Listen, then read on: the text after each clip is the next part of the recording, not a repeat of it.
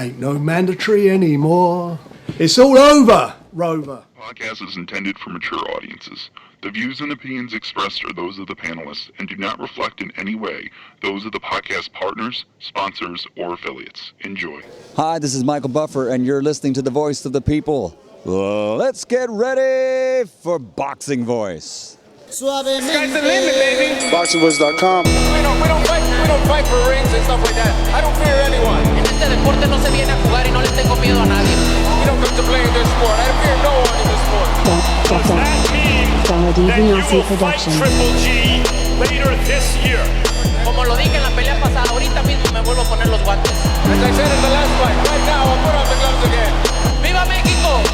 Canelo wants to unify all the titles. When did you realize, Andy, that you could take his power? Because of the Mexican warrior that I am, I got that Mexican blood in me. So, talking about the Mexican style, I just proved it. BoxingVoice.com. Ain't no other sight in the game to see the Boxing Voice. Good morning, TBV. What's going on, boxing fans? Welcome back to another one, man. You know, you gotta love what you do and do what you love. And that's me, man. I'm feeling like Andy in this picture right now. You know, I wish it was no COVID so I could be like Andy. I mean, that looks so tropical and exotic. I snatched that off his Instagram. Also on his Instagram is our topic today, where he says, and I quote, "You talk all this ish, disrespect your opponents at weigh-ins, post stupid memes, and now we gotta feel sorry for you because you got KO'd? Hashtag get the F out of here." So, Andy, shots fired. People are not letting up with the knockout of Dillian Whyte. And I get it. Andy really put it the best. He does take to his social media. He does post memes. He does talk cash-ish. But is this just deflection? And I'm asking not only my co-host, I'm asking the audience, is this deflection? Because they did send Andy something like a $5 million offer. I'm sure the producer's going to send me the, details. But I believe I heard something around the fives. They was trying to offer Andy to fight Dillian. And keep this in mind. They gave Povetkin 4.5. And I'm not saying 5 is great. And I'm definitely not saying 5 is bad.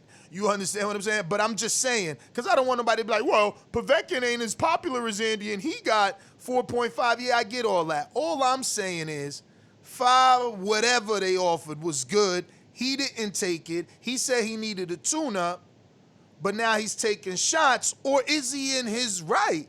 Because when he lost to Anthony Joshua, the guy that actually was the first one to knock out Dillian Whyte. Dillian Whyte put a lot of memes about his weight, about the loss, et cetera, and then here he goes and gets knocked out twice. So is Andy picking on Whyte, or is Andy just saying, look, karma, a taste of your own medicine, there ain't nobody letting up. You was a bully on the internet. I could be one too. I don't know. I see both sides of the story is all I'm saying. I laid them both out. If I'm missing anything, you guys tell me.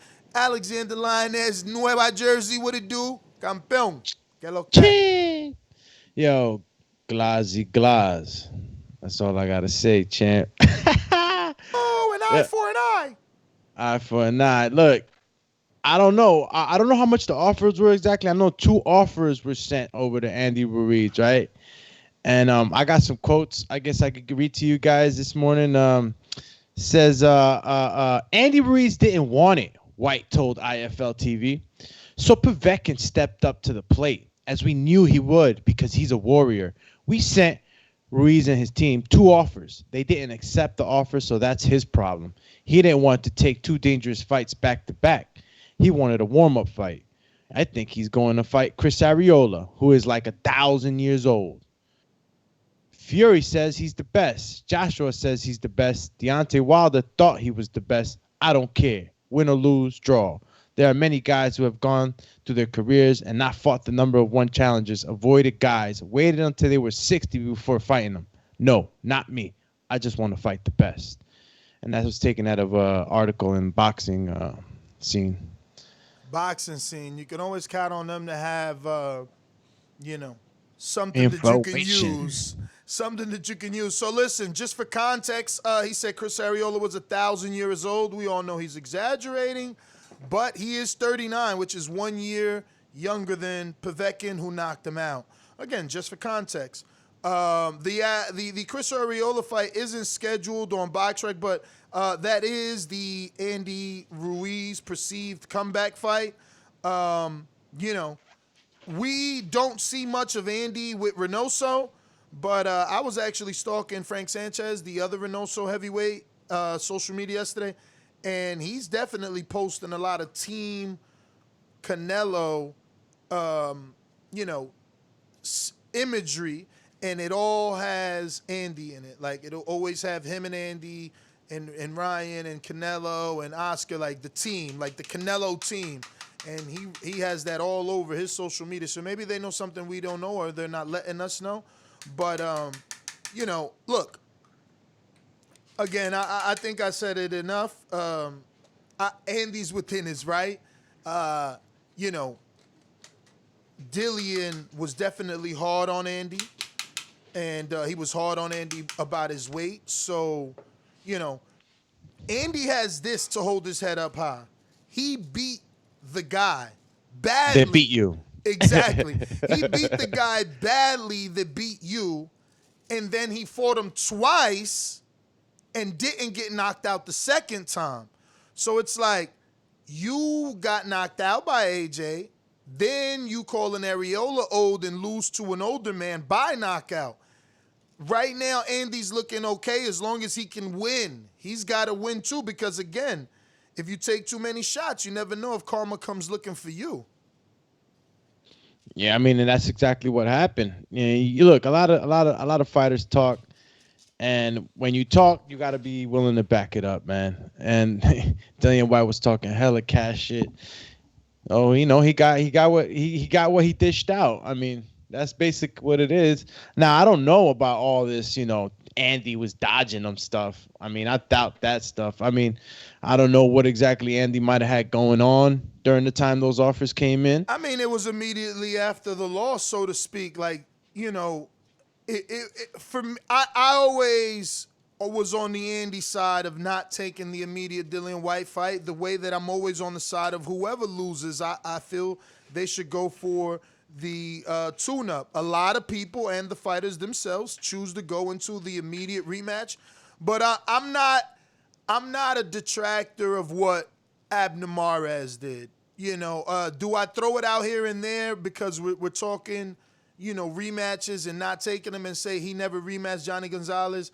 Yes, but by not rematching Johnny Gonzalez, he went on to be maybe 2 more times champ, or at least 1 more time, and be in some pretty big fights that he still lost, but he salvaged his career. He gave another leg to that career, whereas going into another immediate rematch with a dude that knocked you smooth out is dangerous. It's dangerous, you know what I'm saying? He was able to get with Robert Garcia and give his, I think he beat Quellar under Robert and stuff. So, I say that to anybody who suffers a loss. Go ahead and get your tune-up. Get your tune-up. So I'm not mad at Andy. I don't think he ducked Dillian Whyte. I understand Dillian Whyte. He's different maybe, I guess. But he didn't get the AJ rematch. You know what I mean? And I understand that had a lot to do with business and AJ had to move on. But, you can't always get the rematch for whatever reasons. Let that be, strategic, financial, timing, whatever you want to call it. But all the stars have to align when you do take things and you do consider career options. That's just the bottom line. The wrong move could be the wrong move. Yeah, definitely. You gotta always position yourself in title contention. So sometimes, taking all the challenges ain't the right way to go. Real quick, MVP gamer skills from the UK, I believe, if I'm not mistaken. All these other heavyweights have been a world champion. Dillian Whyte has never been world champion. Mic drop. GTFOH. Chee. Get the F out of here. So yeah, I mean, look, White, but that's why I'm not like all the way mad at White, because he's needed, bro. He's needed. You need a villain. You need a bad guy. You know, without Darth Vader, there was no Luke Skywalker. Let's just be real. There's no Rocky without, what's this? My man name? The Clubber Lang, Drago, all that. Like, you need a villain, and Dillian's that villain. The issue is now he's failed at the top level, but luckily for him, he's from the UK, so he gonna have some riders with him, and they could build him back. And if he gets this win, he's right back. It's just the bottom line. It's no different than if when AJ got his win over Andy. It's like he's right back, and you're back in control. Yo, and you said you'd seen Andy training with the Reynoso camp. I still haven't seen any video like that. Negative. I did not say that. I said even though we don't see that, and we question whether or not they together. If you go through Frank Sanchez's page, he definitely is posting Team Canelo, and it's full of Andy. Yeah, I don't know. He says you never know with Andy, man. He's probably just playing mind games, because then we just see him in a video partying and. I mean, speaking of that video, this was part of that video. Yeah, I saw White. Tell you the truth, I was so happy that White fucking got his ass knocked the fuck out. You know why? Because he doesn't have respect for the fighters. That's what gets me pissed off.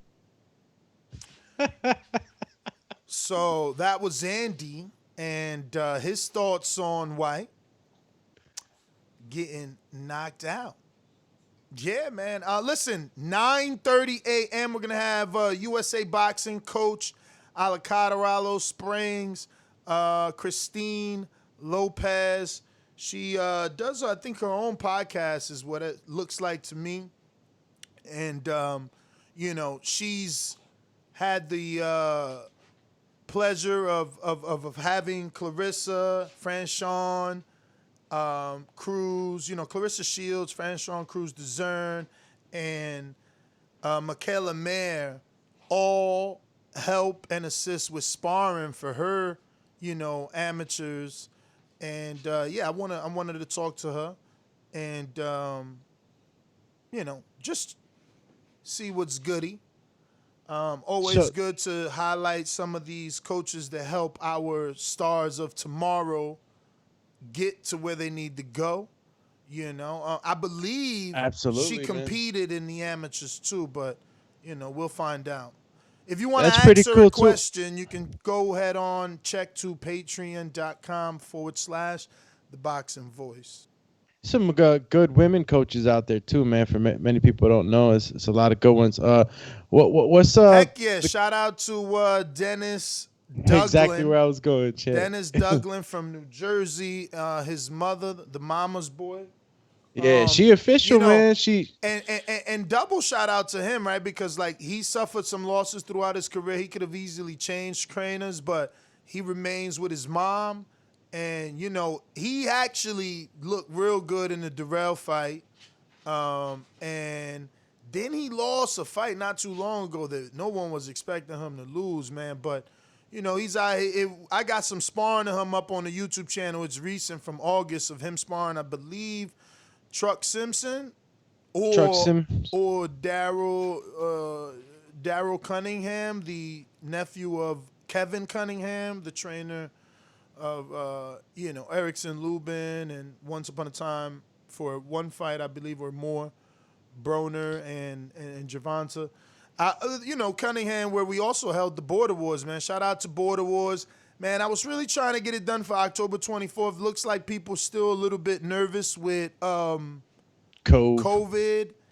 And it really sucks, man, because damn if we didn't get an amazing location approved. I don't even want to say the location. Let's go, champ. On You feel me? on live air, because then I'm gonna get full inboxes like, yo, well, I'm willing to do it even if it is COVID.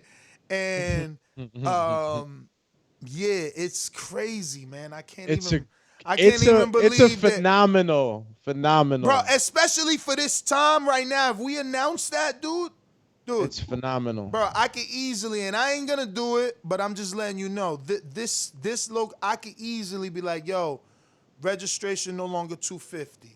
No, I'm sorry, $500 or you can't come.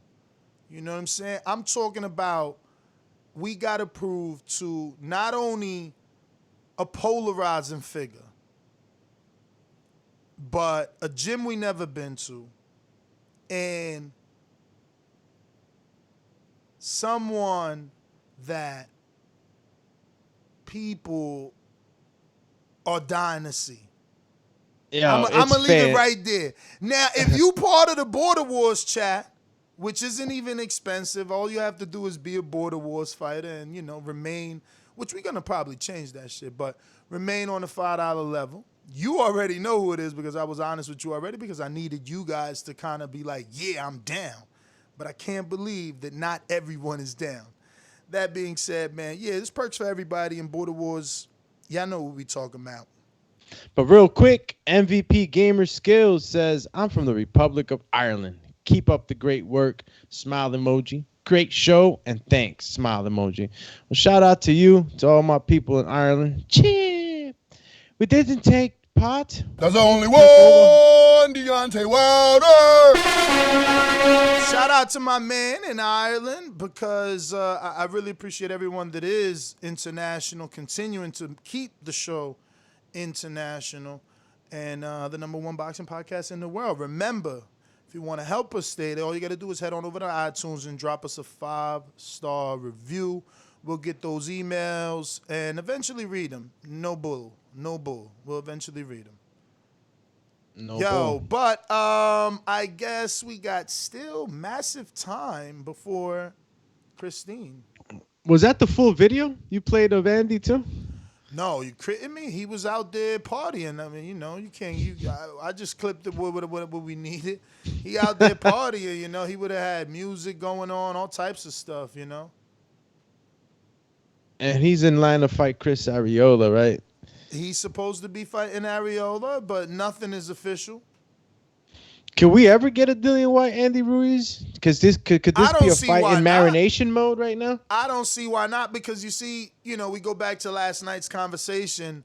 UK is going to pay for it. They love boxing, so Whyte versus Andy is a UK pay-per-view. Andy could bring him over here and do it in America, or he could go back to the UK because that audience knows him because of the 2 fights with AJ. So it's always, that's why they offered him like 5.6, I think it was. If you Google, it was some big money they offered Andy. Offer loss. They offered him big money. So, off his second loss. Off his second loss. You know what I'm saying? They offered him big money. So it's like, they know they can make that money with Andy. They know they can make that money with Andy. And if Andy wins, and then a Dillian, let's say Andy goes and beats Arreola, not a tough as a fight as Povetkin rematch for Whyte, but if they win, now Dillian's mandatory is gone no matter what. Like, even if he wins, it's got to be recalled. You know, it's not the same date. He doesn't get the February date back. So, what a load of bollocks. Hey, I don't make the freaking rules, champ. You know what I'm saying? But that's what it is. You know what I mean? He doesn't get the original date back, so then he's free. You know? Wilder, Fury, AJ, they still busy. So hell yeah, him and what's his name? Dillian Whyte, that sounds great. Ain't no mandatory anymore. It's all over, Rover. I'm being told by the producer that it was $5 million. So I guess $5 million flat, which is still fantastic. Fantastic. I mean, think about it. It was probably too quick for him to turn down $5 million. Of course. Listen, you beat AJ, you're perceived elite. Look, he's like top 5 everywhere. He's on the ring. You know, if you go to the ring, he's like top 5 on the ring. So it's like, dude, you don't rush that. you can get another huge payday again by positioning yourself. And positioning yourself only means getting back in the win column. It changes your money. And well, Dillian Whyte's got to get the rematch, right? He's got to win the rematch. Yep. So right But now, Andy Povetkin is number 5 on the ring. Somehow Luis Ortiz, who doesn't hold a greater win than him, is still number 4. Wilder 3, Dillian Whyte hasn't been updated because he's still number 2. And I'm sure that doesn't, this hasn't been updated since the 3rd of August. But those will be mixed around slightly. Somebody probably break them because Andy's top 5 on all of them. Basically. Yeah, bro, listen. Top 5, fluke, literally. Listen, fluke or not, whatever people want to call it, you can't beat a unified champ that was, doing what AJ was doing and not get credit by sanctioning bodies. And again, sanctioning bodies are also a business, man. It's not like I don't say this. So what that means is they know that he represents money now. He represents money. I'm telling you, the right positioning makes Andy a pay-per-view fighter. Maybe this is the wrong time with the pandemic, but the right positioning makes Andy a pay-per-view fighter. And he obviously chose Chris Arreola as an in-between fight, man, because there's a lot of other guys in the top 15, that would have presented a good fight for Andy.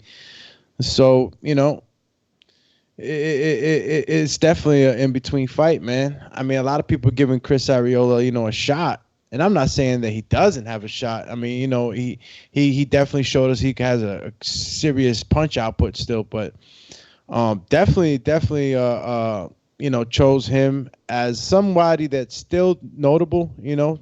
People are still gonna come out and see, but he knows that Chris Arreola is still an older fighter. Yo, I get so confused. So, I defend the WBC, but it's hard. It's hard. They have Alexander Usyk number 2 on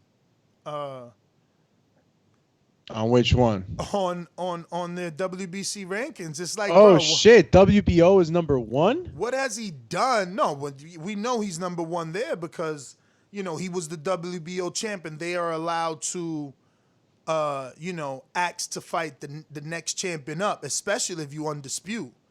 Okay. if you defend your title a few times, you get that honor. Billy Joe was given that honor too, and Canelo. Like if you and Crawford. Crawford was undisputed at 140 and was the champion of the WBO, and that's how he got the shot at Jeff Horn before anybody.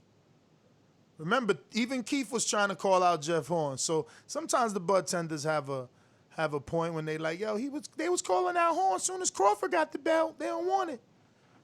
But they understood that it was more logistical, I think, like it's harder to make a deal with Top Rank than it is with Duke or Events at the time or whoever. I think it was Duco. I don't know. Higgins, maybe? Higgins is who Horn was? Yeah, so he got a couple of offers then, man. He also had gotten the Manuel Char offer, didn't he? Hell yeah. Char offered him. That's what I'm saying. Look, when you Andy, you top 5, you bring an entire country. You speak English, dog. You team Canelo. You're trained by the trainer of Canelo. You got a lot going for you, man. You bring a lot to the table. You have to be strategic. You have to be, if you want to survive, you have to be strategic in this game, man.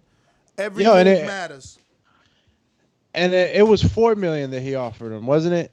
And then Hearn come on there and told White, it was $5 million. They apologized. Remember, it was a Twitter. Yeah. I mean, ultimately, they said it was 5. I think Andy said he lied about the 4, then Hearn showed the emails, and they ended somewhere around 5. We got a few super chats here. Mr. CYP, counter punch. I think we have something before that real quick. Base the Kid says, ring been updated. Joshua Wilder, Povetkin, White. Let's go, champ. There you go. Guess that's the So they swapped out. Wait, Joshua Wilder, Povetkin, White. Oh, so they didn't even swap out Povetkin and White. Wait, let me see here.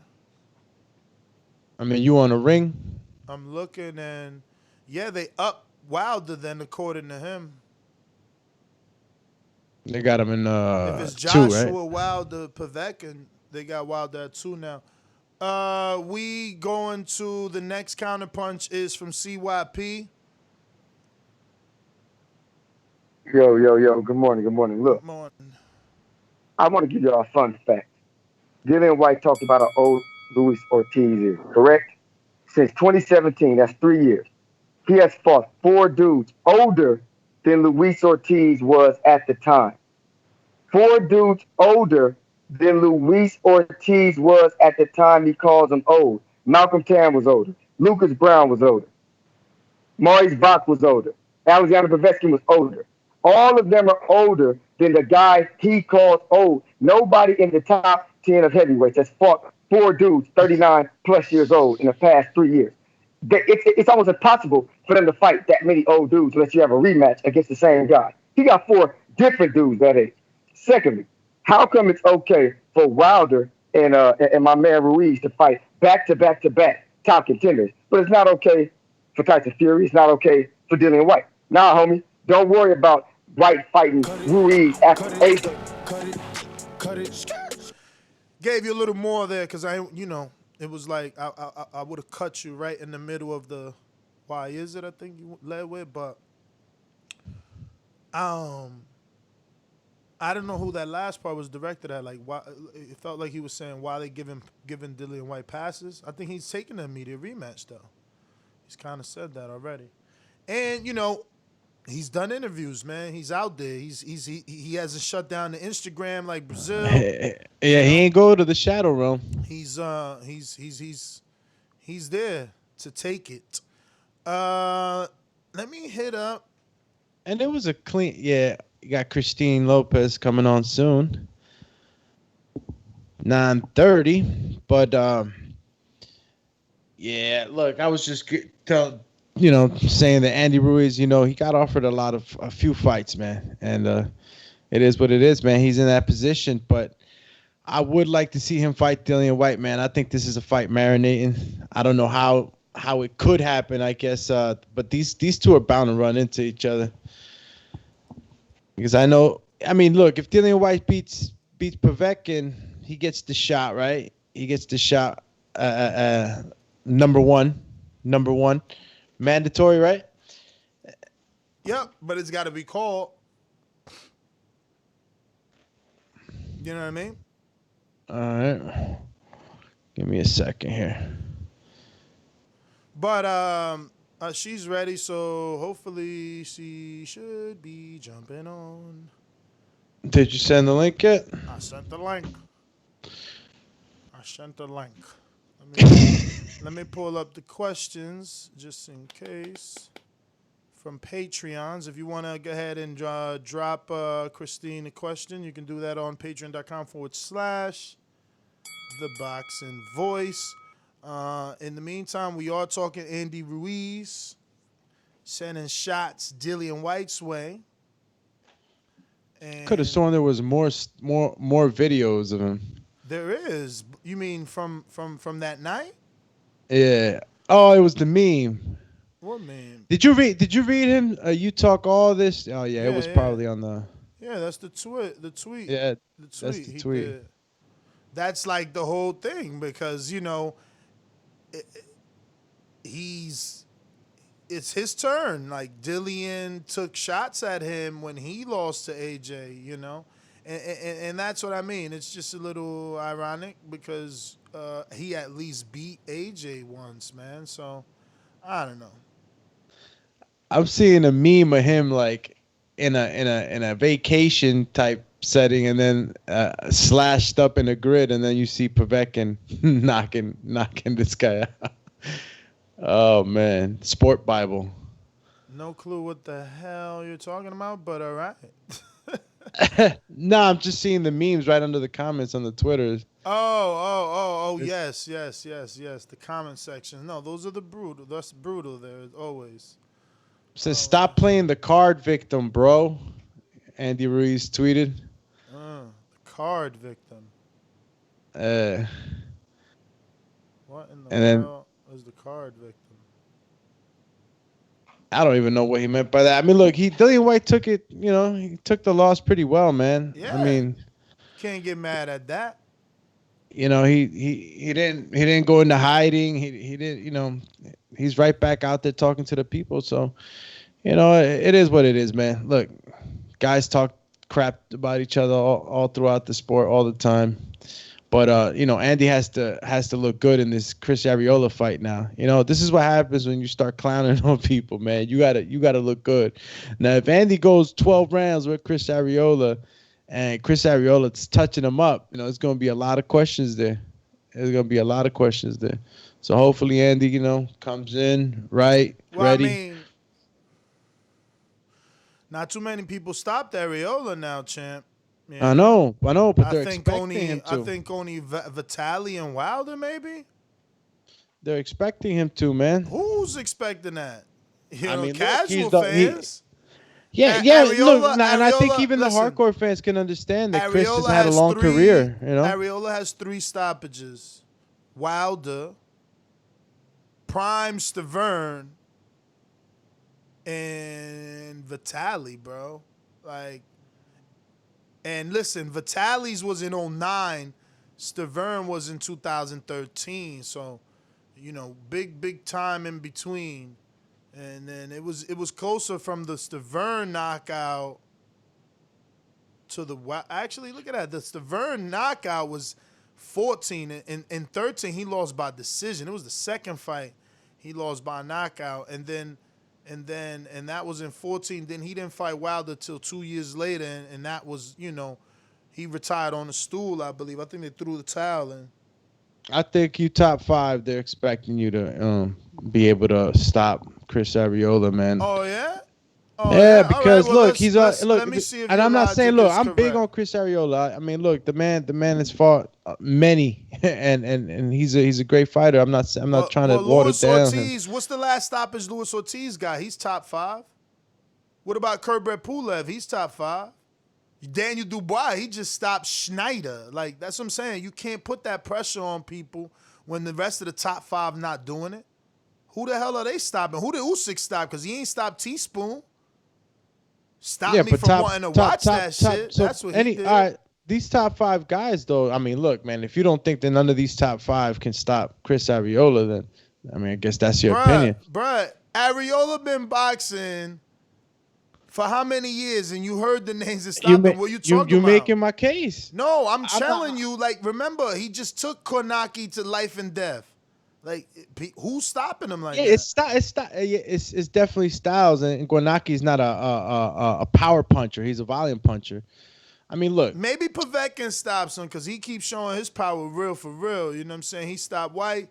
Before that, he's got a bunch of other stoppages. So, look, Teaspoon quit on a stool, so Usyk ain't stop him, man. I was like, I'm done.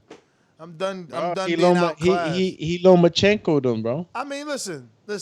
I hear you. I'm just not putting that pressure on him because who in the top 5 is knocking people out except Dillian Whyte, AJ, Wilder, and now Fury. You know, like Andy, he got that one. We need to see, can he do it again? He ain't knock out Joseph Parker. Usyk has none. Who Parker knocked out? None. Dubois? None. Pulev? Who? Like Martin? Who?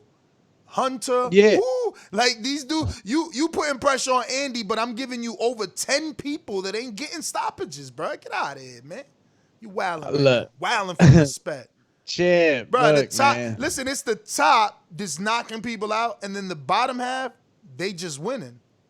So I mean, look, if you tell me that, all right, it's okay if Andy Ruiz goes all 12 rounds with him, you know, and they both have a close fight, and that's okay for Andy's stock. That's okay for me. You know why that's okay for me? Because Adam Kovnacki, who was younger, throws more punches than Andy, is known as a machine. He couldn't stop him, and he went to war.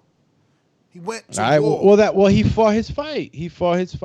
That's what he likes to do, war, and he goes to war often more than enough with guys that don't have a power punch, You know, I mean, he tried to do that with Wilder. You saw what happened. Anybody that has a good solid punch, power punch, can stop Ariola if he gets into that war. I mean, you can't. And at this age, you can't take that many shots as you did when you were younger. You know what I'm saying? And I'm not trying to discredit the durability, but I am going to say that it's been a while, and he's been fighting for a long time. He's taken a lot of shots. He's a lot of rounds in the ring. So I got to take all that into consideration when I say I expect Andy to stop him. Bruh, that's what people expected from Adam, though, man. Hold on. The Adam takes a lot of shots. I mean, you know, he's a volume puncher, and he can be overwhelming. But you know, to me, he takes too many shots, and I think that he shouldn't take that many. And he gets dragged into these fights. You know, and Ariola that's what he loves, and he went right into what Ariola likes to do. They both like to do that, but they're not power punchers. They're just beating on each other. Yo, every time I share the link, she's on? No, I was gonna tell you. Yeah, I just sent her a message. Every time I share the link, someone is like, "Yo, it's not working." Sometimes Skype lets them in that way. Sometimes you don't. I gotta add Schneider. Who's Schneider? Nah, the guy you mentioned. I mean, Schneider, the one that fought Daniel Dubois when you were giving the breakdown and shit. Chat's chewing him up. Bro. Schneider is a killer. Yeah, all right. Yeah, look. Daniel Dubois has a long way anyway, man, before he gets to fight all these other guys, man. I mean, who knows, right? But that's listen. I seen rich kids saying, "Oh yeah, nice to see you put him on this path." It's like, bro, I'm not putting. We said top 5, and I'm just proving to you that ain't nobody top 5 doing what Alex wants Andy to do. You know what I mean? Ruiz, did he stop Travis Kaufman? I don't know. Did he? Let me see. Ruiz's last fight was wild. I mean, Ortiz's last fight was wilder. He got KO'd. He went a UD with Christian Hammer. He got a KO over Kaufman and a KO over Cajanu. And then that was stopped by Wilder. Then he had a KO over Martz and a KO over Allen and a UD over Scott. So that's top 5, right? One of them. And in his last, 1, 2, 3, 4, 5, he got 3 KOs? No, 2 KOs, was KO'd twice and 1 decision. Who's this? That was Ortiz. He's number 4. Number 5 is who's number 5? Did she jump on? Oh my god, let me see. Did I even do this? Nah, it's not. Still. All right, hold on here. Technical difficulties. Nah, I don't know. I gotta, I guess, call her up. They got Luis Ortiz. Yo, and Luis Ortiz hasn't well, he's fought Wilder twice. I guess that could merit him being all the way up there. There's a whole bunch of guys coming up from 12, not even 15. Philip Hergovich is at 15 at the WBO. You got a lot of these new guys, man. Isn't he number 7 though? And probably in another sanctioning body, but no, he's not number 7. Yeah. I mean, in the WBC, he's not number 7. No, Danny Dubois is number 7. He's number 8. Unless, I'm on the Boxing Voice rankings. Junior Fa, number 14. Yeah, you got a lot of guys right now. They're going to be coming for those positions up top, man. I'm interested in seeing those type of fights, man. All the new guys getting their shot. It's going to be, I guess, Joe Joyce versus Daniel Dubois. And then from there on, probably somebody will get into a closer position. You got who else? Joseph Parker hasn't fought in a while either, man. What's wrong with him? He's probably going to fight in New Zealand versus Junior Fa. They still, trying to iron it out. That's an in-house fight too, right? Isn't Junior far from Oh no, wait a minute. One's from Australia, one's from New Zealand. No, they're both from New Zealand. Yeah, that'd be a good fight. New Zealand's C19 is low, I think. Or I think that's the last time I read that. Yeah, Joseph's damn, he fought. Okay, he fought in February. right before C19 hit. And Junior Fa, let's see where Junior Fa has been. I mean, look, Andy got a whole bunch of offers. He took the right route, in my opinion, not taking that Dillian Whyte fight. But, you never know, man. These fights can happen in the future if none of these younger guys come up the ranks and knock these guys off their positions. And this is why it's better to make these fights now, man. I'm looking at this ranking right now, and I'm just looking at animals in all these rankings. I mean, guys that really want it. I'm telling you, man, I don't see who, man. I mean, I don't think Usyk's knocking out anybody above him. Usyk still has a question mark over his head, man. Exactly, he ain't convinced me with Witherspoon. I'm staying on that top 5 argument, right? Like, Usyk, in my eyes, can't knock out Povetkin, AJ Wilder, Tyson Fury. Andy, I don't even know where to put Andy because he already knocked out AJ, so it's like, I don't even know. He's like, whoa, I don't know yet. But Hunter already was in there with Povetkin, he couldn't do it. White was in there with AJ and Povetkin, and he couldn't do it. Chisora was in there with White, and he couldn't do it.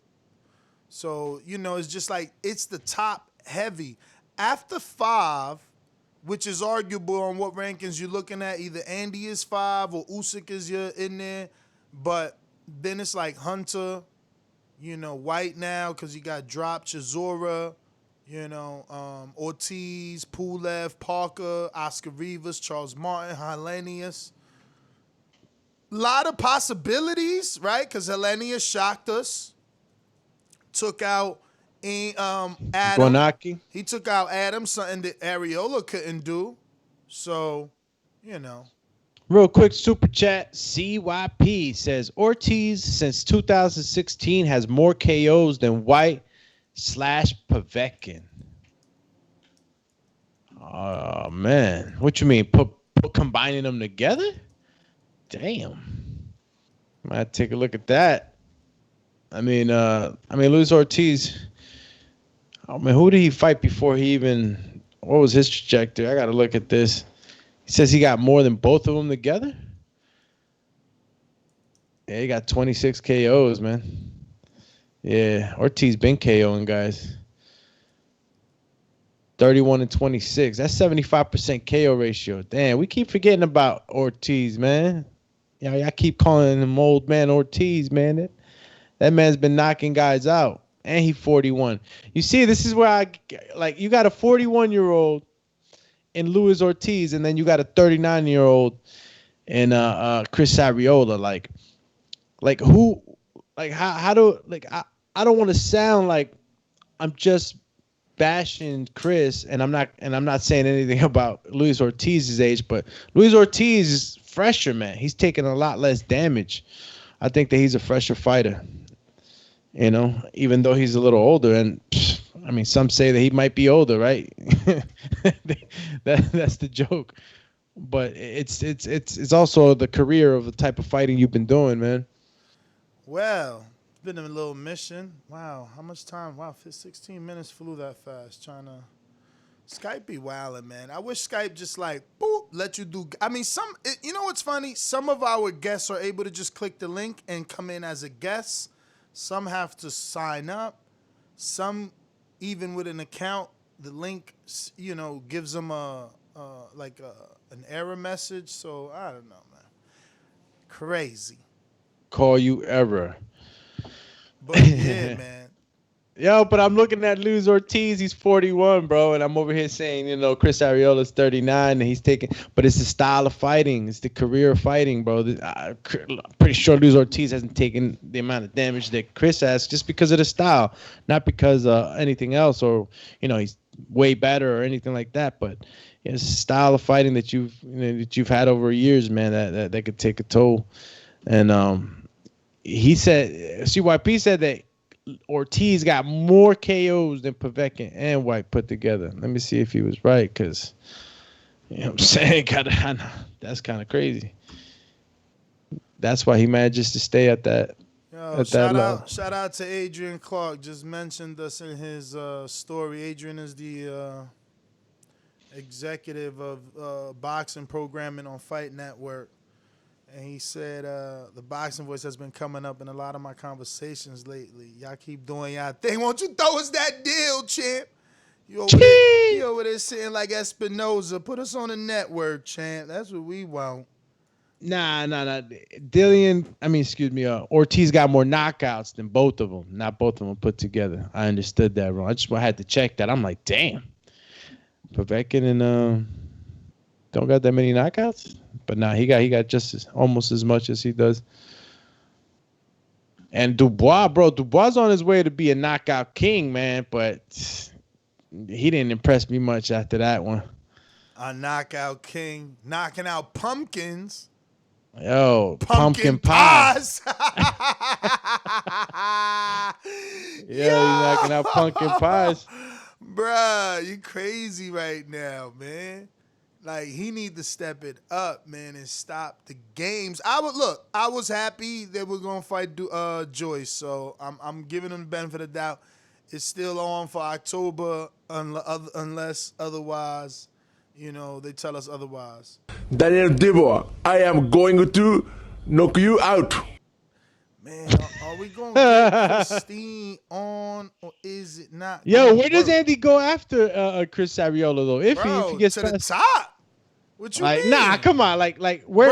Bro, if this is an in-between fight. Listen to me. Where does he end up? Listen to me. Fury could easily give him a shot.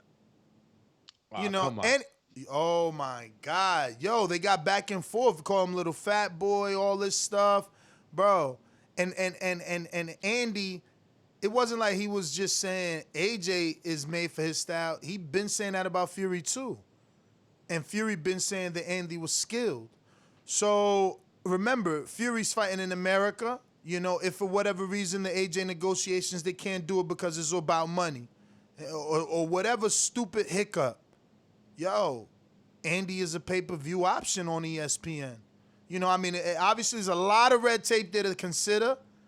Fury and Wilder got to happen first, no? It's top rank. Oh, obviously. So we even for Wilder, if Wilder wins, even bigger for him because there is no red tape with top rank. You understand? There's no red tape, but if he wins, he could go straight into the Ruiz pay-per-view because he did Ortiz on pay-per-view. So. Does that fight just collapse totally if Wilder wins? Does just Tyson Fury age just lose all its luster? Of course, but I think. Or do they continue with it? I think we might get a fourth fight, dude. Imagine Wilder comes in, smokes him, then people gonna want another fight. There'll be people that wants another fight, I believe. You know what I mean? Especially UK fans, they'll be bitter. They'll be like, oh. That draw was a robbery. It's really 2-1. I've been said this. I know that's how they're going to come because, it's hard to accept defeat. Man, I guess we ain't getting Christine on because she still ain't here. Andy's just going to be fighting giants. There we go. She just got it. All she got to do. Cheer. Base the Kid, I thought I read it, Champy. Let me see if I could go back. Yes. What level of competition was Ortiz KOing comparatively? Base the Kid. Champ. I mean, take a look. Level of competition for Ortiz. He knocked out Kaufman. Who just knocked out Kaufman? It was more like a round. Did Valine do it or no? It was Valine, man. Christine Lopez. Hello. How are you? I am well, guys. How are y'all? I had a little technical difficulty. All right. Good morning. No worries. Good morning. I didn't realize I had to download all these things just to talk to y'all. I thought I told you from the beginning that it was Skype. No. I went back and looked. No, but that's okay. We got it. We got it together. I'm sorry. So, you are a USA boxing coach, right? And I follow you on Instagram, and I see that you do your own podcasting. I don't know if you're guests on. I've seen that you're guests on other people's show, but I feel like you have your own panel and you're doing your own thing. And if you are, if you could give out the name of it and just let us know a little bit about it. Yeah, definitely. So for fun, I do In the Room with Christine. I do some interviews, and I've been on some shows before. I also do a show with another gentleman, Lion Killer, Blood and Gloves. We do that on Sunday nights. So I'm a co-host for that. But, my main passion is coaching. I'm also a cut woman, but coaching is my thing. So everything else is just for fun, for the love of the sport. Great. Wow, cut woman. How did you get started being a cut woman? Oh my gosh, it was really a need. Probably 11 years ago, we started getting pros in the gym, and we didn't have a cut person on hand. So I was like, I can do it. I'm a mom. I've fixed boo-boos before, so I've got this. And I had some great guys in the industry that mentored me. The late Todd Harleb. Aaron Navarro, and they took me under their wing and just really showed me all the tricks. That's incredible. So you train in the Olympic Training Center in Colorado, or is it a Yes, sir. Right now, it's shut down, because of COVID. But we go to a hotel out there in the Springs. We've been training there. I go back on the 6th, and that's where we're going to be training for 2 weeks. We're going to have a tournament in Germany, and we're going to have another tournament in Paris. So we're getting ready for those 2 events. So I'm a little bit biased. One of my main reasons for wanting to get you on is that I noticed on your Instagram that you were giving, thanks to Michaela Mayer, Clarissa Shields, and Franchon Dazn Dazn Cruz because they helped some of your girls or fighters in camp. So I wanted to know a little bit about that. Specifically, who did they spar from your team, and your overall thoughts on those 3 women? Absolutely. Actually, all the girls. Obviously, they're all different weight classes, but they help all the girls. They were all, alumni for USA Boxing, and they want to give back to the girls that are, following in their footsteps. So there were times when we have, a lot of the alumni that come, the men and the women. And help our girls. As far as the way I feel about them, they're all talented. They're great role models. I love the fact that they're giving back to these young girls. We have 5 on the team, and they're amazing. I can almost guarantee you that we're going to have many more gold medals coming from this team, the young women and the men, because it's a very strong team this year. What weight classes do you have for the women's? It's kilograms, and I'm still learning kilograms. So we have, but I'll tell you who we have on the team. I'm sure that you've heard of Jenny Fuchs from Houston. That's Jenny. And then friend. We have Andrea Medina, the Beast. We have O'Shea. O'Shea Jones. I'm sure you've heard of her too. She was just in the East Coast at the gym I train out of, and I was watching her brother and Charles Conwell spar, and then I met her there. Yeah. That girl, she's a hard hitter. She is something else. We have Rashida Ellis, and then we have Naomi Graham. We also have Heaven. Can I ask you? What weight is Jones? Well, in pounds, she's 152. Can you see her facing Clarissa? I think in the future I could. She Yeah, they have not sparred. Clarissa usually spars Naomi, but I could see that. I believe that after this 2021 Olympics, that a lot of our kids are going to be going pro, and I could see that.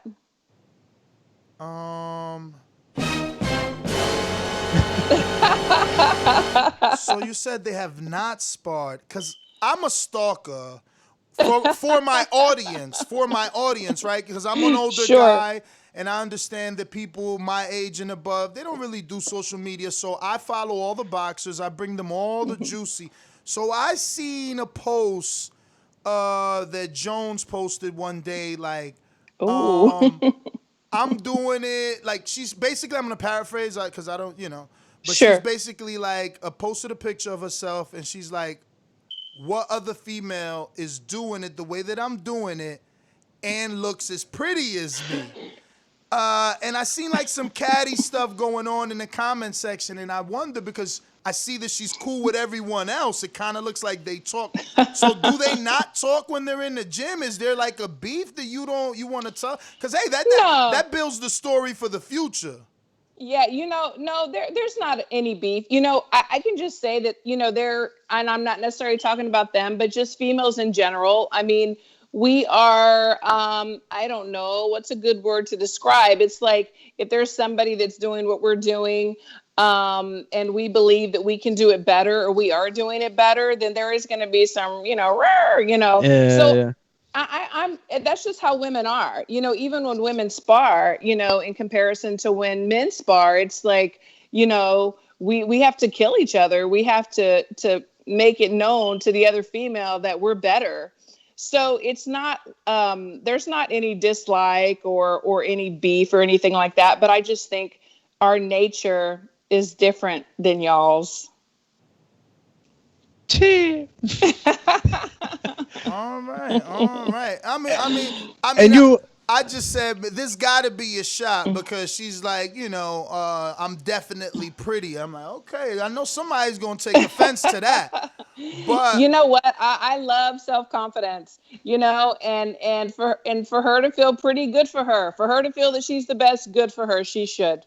I think in anything that we do, we should believe that we're the best, and if we're not, then we should strive to be. Now, you said that she's a heavy hitter. If that's not the word, okay. So can you see her getting actual knockouts in the pros? Because I think that is something that's going to help women's boxing. Like, I'm not really sure. I was too young to know if I would have to like check her box rec to know if Christine Martin was actually getting knockouts, or was she just giving us the blood that television likes, and that's why she's so memorable. Right. But yeah, so I'm asking, can you perceive her maybe getting some knockouts on that real level? I think that once women can go to 3 minutes, it's going to be a game changer for many women, because I believe that we're not really seeing the knockouts, the stoppages, because it's only 2 minutes. They get out there, they get warmed up, they get going, they hurt someone, they get them on the ropes or whatever, and then saved by the bell. So I believe that I'm hoping that by the time that she does go pro, that it is 3 minutes. I know that all the women that I talk to, whether pro or amateur, they want the 3 minutes. They want to be respected and treated as the males, because they work as hard, if not harder in some cases. So I do believe that in the future, if we get the 3 minutes, she's a heavy hitter. She will knock people out. So as a USA boxing coach and a female in boxing yourself, is there anything in particular or specific that you're doing to actively try to change it from 2 to 3? Because, and I'm not putting the pressure on you, but I do feel like everyone is saying they want it changed, but no change has come just yet. Right. If it was up to me, then it would be changed. And honestly, the things that I've heard is it's a medical thing where they believe that, women's bodies are different than men's, and they cannot endure the 3 minutes or whatever. So it's going to have to really change from a medical aspect. We can talk about it. We can, have petitions, whatever. But ultimately, it's going to be up to the medical community to say, you know what? Yeah, they can do it. That seems strange. Like, how do you even test that? Like, how do you test whether a woman could take more? You know what? I wasn't even good in math. Okay, growing up, so I couldn't even begin to tell you. No, listen. I have no clue. They know on this show that I pronounce everyone's last name horribly. Luckily, you're just Lopez, so I got that right away. So what I would recommend is, last year when there wasn't COVID, I went to the WBC convention in Cancun. Obviously, it was in Cancun. I was there. Oh, well, there you go. So what?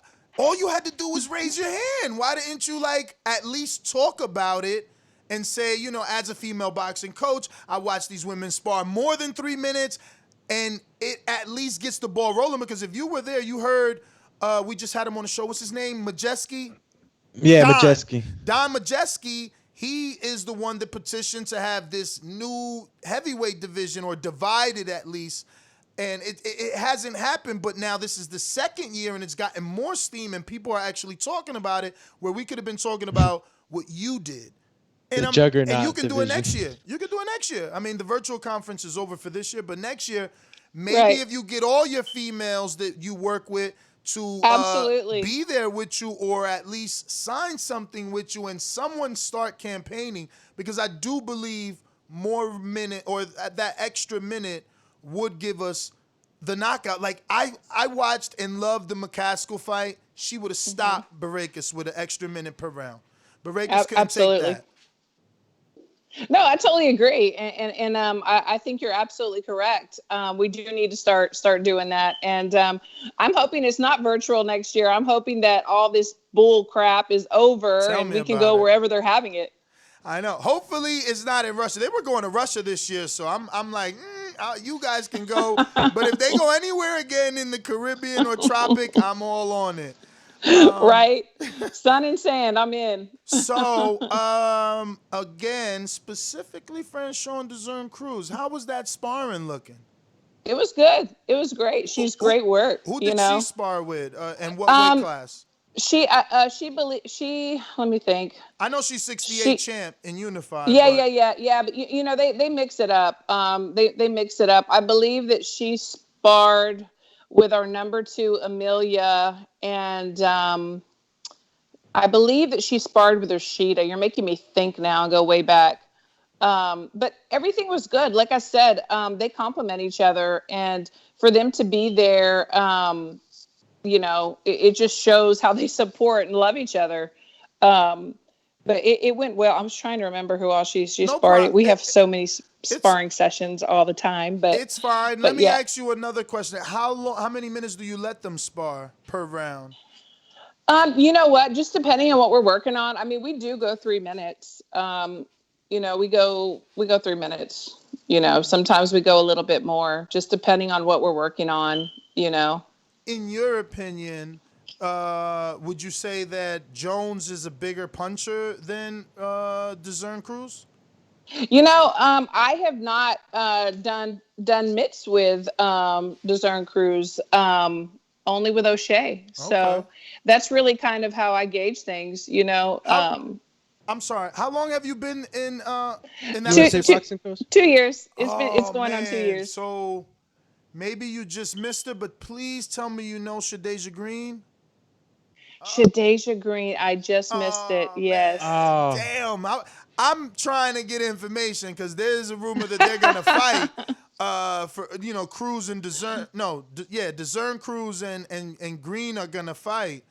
So Shadeja was at the trials and in the training center. And I was hoping that you also knew her as well. But I believe she was it's just been 2 years. Above. So what got you into the position? It's only been 2 years. Where did the transition happen and why? I've been in this crazy world of boxing for about 20 years. I started at a gym, and then we opened up our own gym in 2007. We started going to nationals with our team. We had a few national champions back in the day. And I had actually applied about 7 years ago. They were looking for an elite coach. and I applied and didn't hear anything. And then I applied again, just on a whim. If I did it, I did it. If I didn't, I didn't. That was okay, because I was also traveling, covering fights. I just started doing that, and that was so fun. But so I turned in my application, and I got a call. And so what happens is they invite you out to a camp, and they kind of watch you and rate your performance and see if you're going to be invited again, because many are invited. But not everybody gets to stay, obviously. So I'm still being invited out after 2 years. So I don't know. It's I guess that's a good thing. So don't mean to pry, but because we do have female listeners, actually one of our most loyal female listeners won our fantasy pick'em league for the month of August. The total amount of points could have been 33, and Real Naja chick from the UK actually scored 29, beating every other man that we have. Nice. Shout out to Nice. But is this something that you need to do part-time, or are you able to be a full-time boxing coach, in case anybody is aspiring and wants to do this as a living? I definitely do it full-time. So we travel a lot. I'm in camp a lot. Obviously with COVID, it all slowed down, but we're starting to get going again.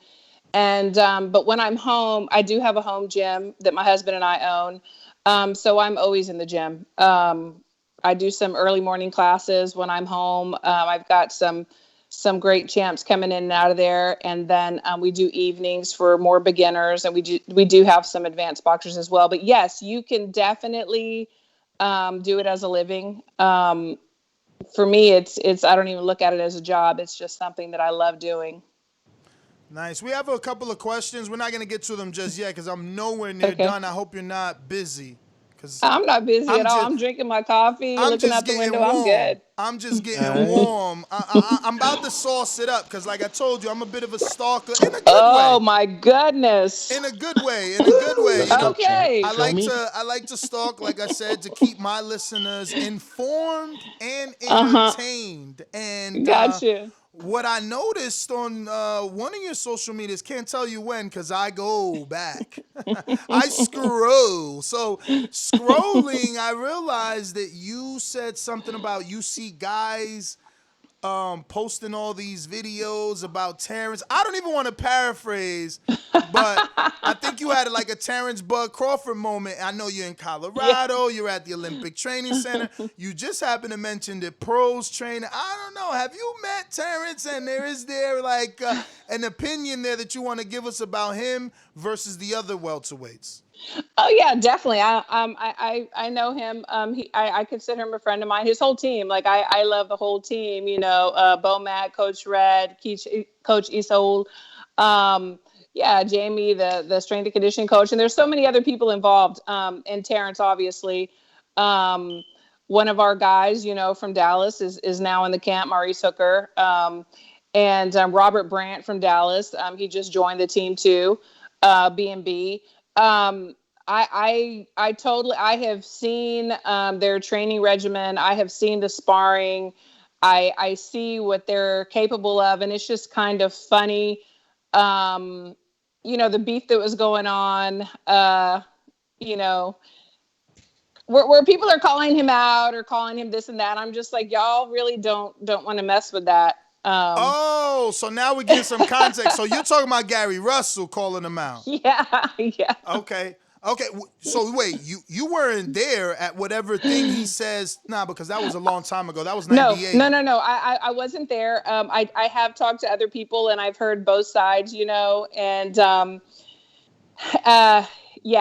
I think that if Terrence, this is my opinion, if Terrence would have been given the opportunity to respond to the alleged punching or whatever physically, he would have probably hurt him very badly. He is not one that you could just punch in the face or do something without him responding. He would have definitely responded.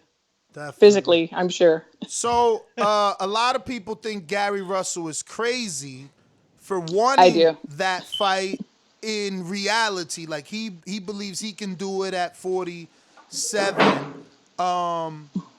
You do not think it would be competitive at all? I don't think it would be competitive at all, first of all, and I also know for a fact that it would be a lose-lose situation for Terrence because everybody would criticize him for fighting a smaller guy that came up to his weight. You know what I mean? It's like he would totally destroy him, absolutely, and then he would be criticized for even fighting him. So it's like not it's just not a good move, for him. You know you're My boxing. opinion. You know you're boxing. Would you be more, I guess, inclined to watch that fight if Gary actually won a 147-pound fight before attempting to fight Bud?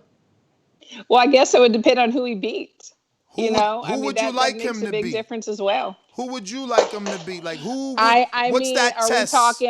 Are we talking like an Errol Spence? Are we talking a Sean Porter? Are we talking a Maurice Hooker that's not going to 40? I mean, who would it be? No, I mean, you tell us who you think he needs to defeat at 147 for you to believe he's a true, not threat, but a player at 47.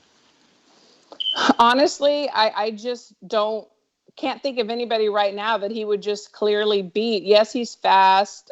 He's lucrative and things like that. But once they cut him off and they're in the pocket, it's going to be over. He's a small guy. And that speed and everything, it can be taken away from you. Now, did you have the same feelings when Mikey said he saw something with Earl, or did you think Mikey had more of a shot than Gary has versus Bud? Oh, absolutely. Mikey definitely does.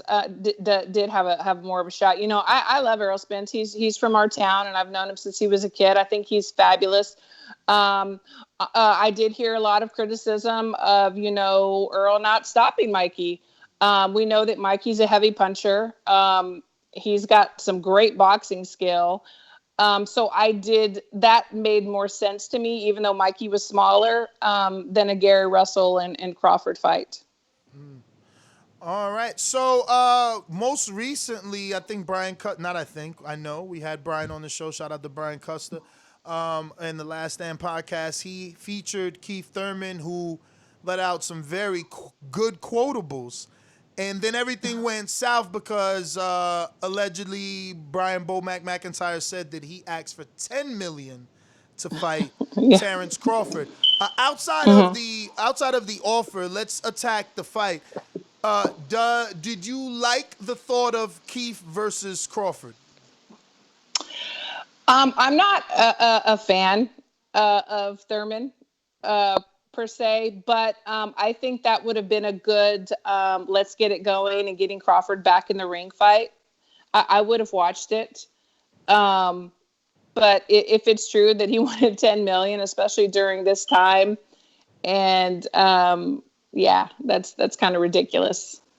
Were you a fan of the possible Porter Crawford? There was a lot of talk about that. Yes, I am more of a fan of that. I am. Yeah, I think that that Porter has such a unique style.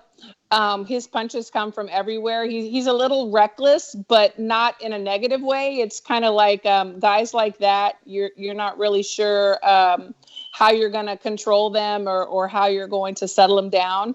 So I think he always puts on a good show. I got to double back to Gary, because so many people before Gary were able to move up and get a big fight. Brooke fought Gennady on pay-per-view. Khan fought Canelo on pay-per-view. Mikey, Earl pay-per-view. So many people move up. So you didn't give us a name of who Gary had to beat, unless that one slipped me.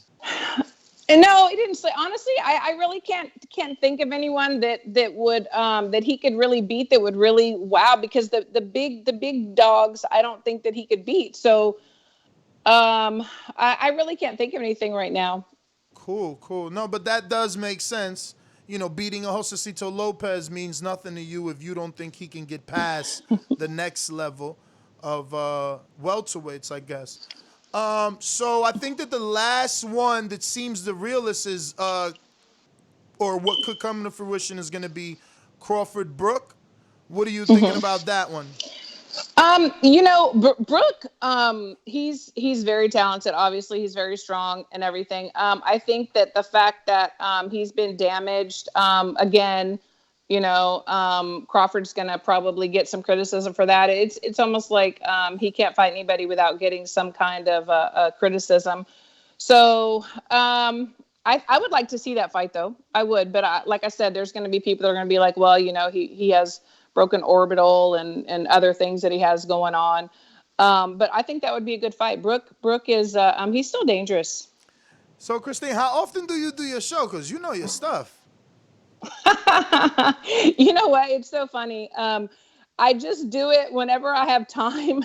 Okay. Honestly, Monday through Friday mornings, I do private classes at my gym.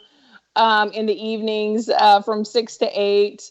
And then I'm traveling a lot. I have family and husband that I have to take care of too. So it's like whenever I have time, it's like, okay, let's do this. One of my partners, Gonzo, he's been with me for a few years. He joins me at times. I'm going to have a guest host next week. We're going to do a couple of shows.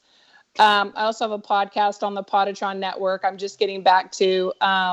It's mostly. It started out boxing and it's still boxing, but I'm going to be talking to some women, big name in boxing, also in the UFC, MMA, on things that brought us to whatever sport we're doing. Everybody has a story of why they do this crazy sport, and I just kind of want to highlight that. So that'll be coming soon as well. What's the name of the podcast? Long Live Boxing? No, Long Live Boxing are very good friends of mine. I've been on their show before, and actually Sean, one of the guys from Long Live Boxing, will be joining me next week because my partner, one of my partners, his woman's having a baby, so he's got to do daddy duty for a week. So he'll be on the show with me next week. Okay, yeah, I was just taking a look at that while I was just trying to find the pod. So the podcast, what's the name of the podcast again? It's just In the Ring with Christine. That's what I try to keep it simple on all my social media networks, just so people know exactly where to go. I don't want to have a bunch of different things going on. So it's just always In the Ring with Christine for everything. Cool. So let me get to these questions from our Patreons here. Okay. Speaking of Patreons, Patreon is like a separate platform where people, believe in us so much they sign up and pledge something financially monthly. And Robert Brandt has been a Patreon for like 5 years. Oh my gosh! Oh, yeah. That's awesome. I know. That's He's awesome. him and his wife are so. Tiffany. They're She's amazing. one of my great friends. Hopefully, I'm going to see them before I go to Colorado, and I'll definitely mention. That's great. Yeah, no, tell them I said hello. We even have they have 2 bulldogs. I have 2 bulldogs. We're always me and Tiffany always talking bulldogs in the DM. Yes. So she's such a great person. But we have the first one is coming from David Maldonado. Doomy, you got him pulled up? I actually don't, man. All They're right. lost in Shadow Realm here. I got it while you find it. It says, hello, Christine. I don't know if you know about Hector Macho Camacho, but if so, how do you think he would do with today's lightweights? Wow. I remember being a kid watching him, and I just remember I was so enamored with him because of his flashy costumes and his flipping around and everything. And I was just like, oh my God, this is the best. I thought from my childlike perspective, and I haven't watched any old film in a long time, shamefully, but I always thought that he was very skilled, very fast, and he was tough. So I think that he would do well. All right, we got the next one coming. Oh, you got it? Yeah, I got him now, champ. Next one's coming in from New Orleans, J Mac 504, and he says, "Good morning, Christine. Who does Crawford have to beat currently to be considered a Hall of Famer? Since most think he hasn't accomplished much in the sport, even though he fought in 3 different weight classes and became undisputed in 140." Absolutely. Yeah, absolutely. I agree with you. But, I would love my dream fight dream fight with him is definitely against Errol Spence. I want to see how Errol's going to do in this next fight. I believe he'll do well. I believe that I think it took a lot for him just to say, you know what, I don't even want a tune-up fight. We're just going to get right to it. So I respect him for that. But I think that I would like to also see a Manny Pacquiao, and Crawford too. I think that would be Manny's still dangerous, I would like to see those fights. But I think if he could fight those two guys, that maybe he'd get the respect that he deserves. All right, next one's coming in from Brose. Says, would you rather have to work on a cut like Fury's or Badou Jack's? Ooh, oh my god! I don't know emojis. I knew that Badu question was Jack. there. I was waiting for this one. I knew it was there. Let me tell you something. That Badu Jack cut. I mean, I would have had to have some needles and thread, in my bag. Wow. So I think I'll pass on that one. But if I did run into something like that, because I have run into some cuts, but they were baby cuts. The name of the game is keeping calm and keeping your mental composure. Yeah, like they say 80% of boxing is mental. Well, it also is in the corner, But yeah, that's woo. Essentially, you're like a doctor. You're like a doctor in the corner. I know. Like, and they're and they look at your face. If you look like you're freaking out, they're freaking out. It's like, no, this is good. It's I never only thought sweat, about baby. That. Yeah, they're looking at you like, I feel something dripping. Oh, it's mocos, baby. It's sweat. It's okay. Mocos. Wait, Christine, what's your nationality? Mexican American. Okay. She said mocos. That's so funny.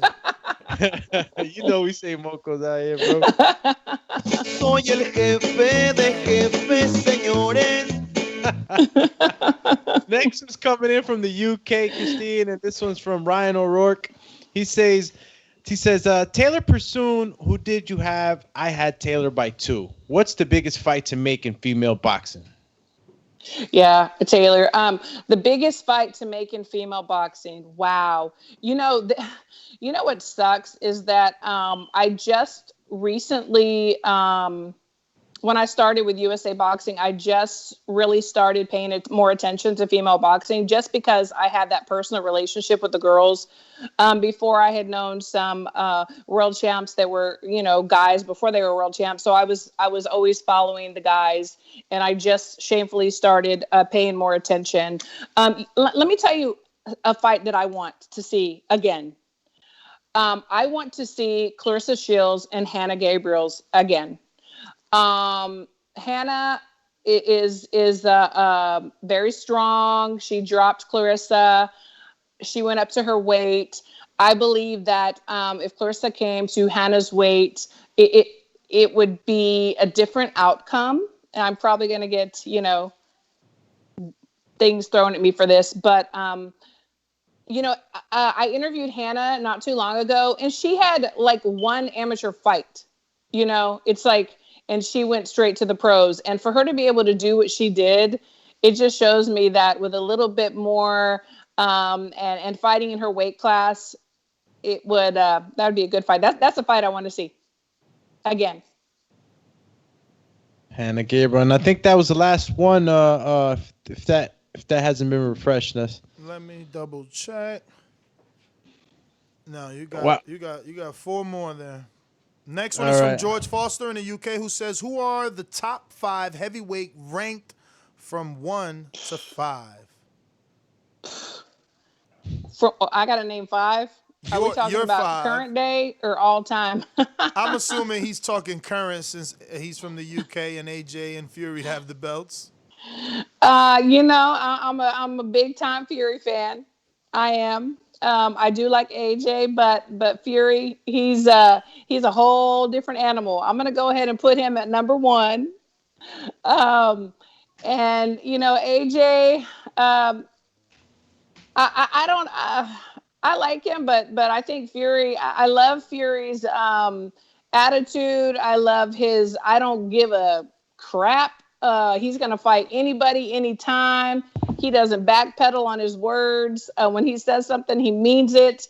And when he gets in the ring, he means it.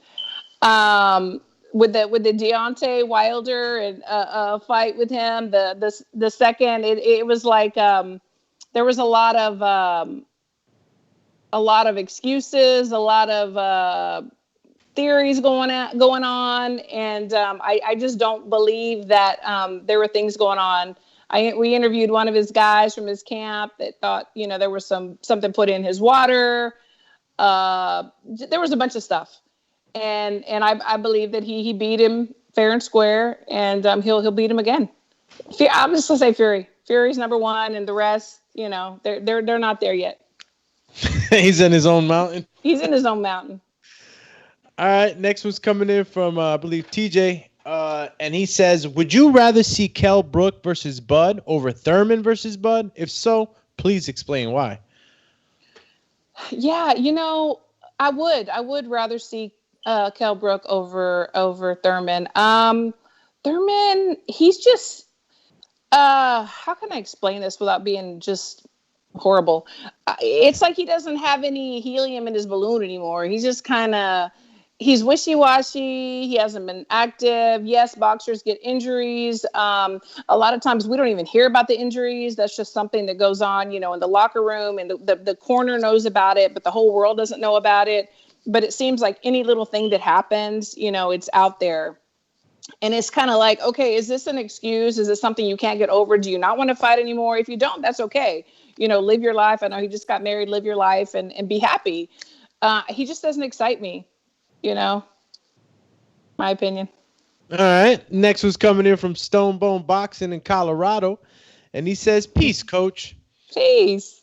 I had the pleasure of meeting you here in Colorado, either at OTC or Triple Threat.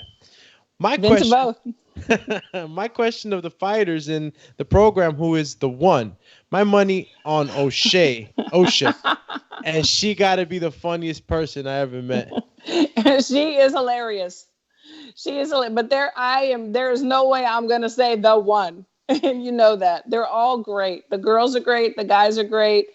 Like I said, this Olympics 2021, we are going to see many more medals. I can almost guarantee it, because this group is strong. They're fast. They're dedicated. They're cleaning up. Every time we go overseas, we're cleaning up. And I know that whenever we go to Germany and Paris, we're going to do the same thing. But I do have a bone to pick with the UK. We were supposed to go to the UK and they wouldn't let us in. It's okay, though. We still love you, though. We still love you.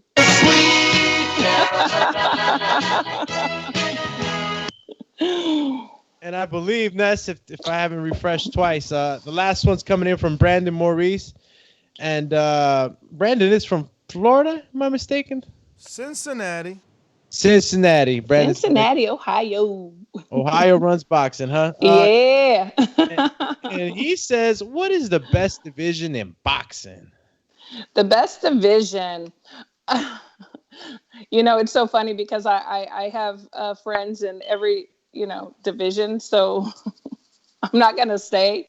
But right now, what I love to watch is the middleweight division. But I also like the smaller guys and the bigger guys. Woo! Let's go, champ. You feel me? Well, I think that is definitely the last one. Christine, I want to thank you, obviously, for coming on the program. Thank you. We would love to get you back on more regularly. If you Absolutely. have any social media or any schedules to your podcast you want to give out, please do at this time. And thank you again. Yes, you're so welcome. Everything, my Twitter, my Instagram, my Facebook, my show on YouTube, and then soon on the Potatron Network is all In the Ring with Christine. Right now, I'm really random with the shows, but you could always catch it on YouTube. And I appreciate you guys so much. It's been a lot of fun. Well, thank you. And there you have it, ladies and gentlemen. USA Boxing Coach Christine Lopez. Thank you once again for coming on the program. Yes, sir. And we'll get you right back on. There you have it, guys. We're going to go to our phone lines and get this thing started. Mario is like jumped on and never came back on, eh? He's a little bit... under the weather? under the weather, Mr. Marioski. Is he making love to the porcelain god?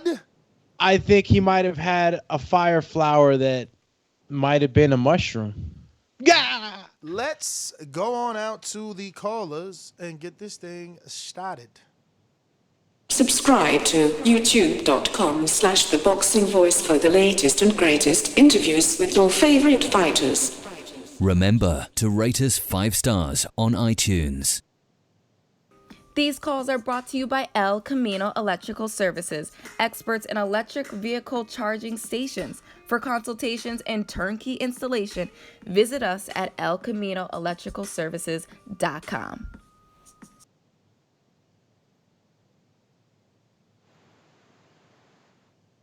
Coach Myers, you haven't pressed one, but you know that by now. Caesar, Las Vegas, what up? Caesar.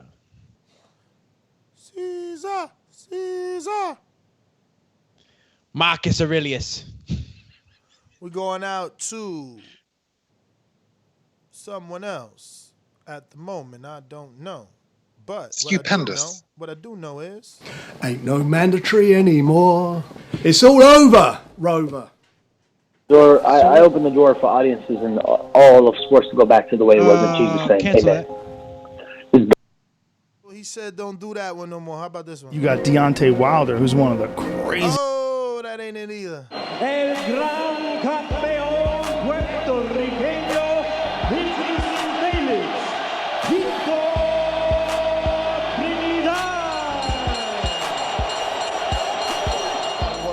You got any excuses tonight, Roy? Let's not ask questions like that. Let's touch gloves and go to work. Tonight, Roy. Let's go to work. Hello, can you hear me? Yes, sir. What up? Good morning, y'all. Good interview, man.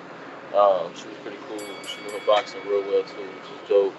Oh, yeah, Ness, man, I told you, man, I'm ready, man. Border Wars, any location, but especially that one, I'm ready. And as far as Andy Ruiz and the main topic, I mean, I don't really got too much to say on that, man. It just looked like Dillian Whyte was running his mouth for many years, and he's got to eat everything that's coming his way now. You know, and he seems to be doing it. Like you said, he didn't delete social media and all that. So, hey, man, you live by it, you got to die by it too, right? So I guess it's just part of the game when you live that. When you're that personality, you know what I'm saying? You win, it's big, and when you lose, it's big. So yeah, he just got to deal with it. But that's all I got, man. Appreciate it. All right. We got some super chatties in the patty cake.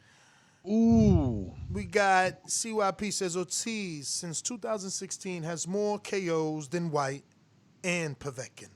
Read that. Base the Kid. You read that. Etho Cool. She a bartender. Laugh out loud. Nah, she official. Yeah.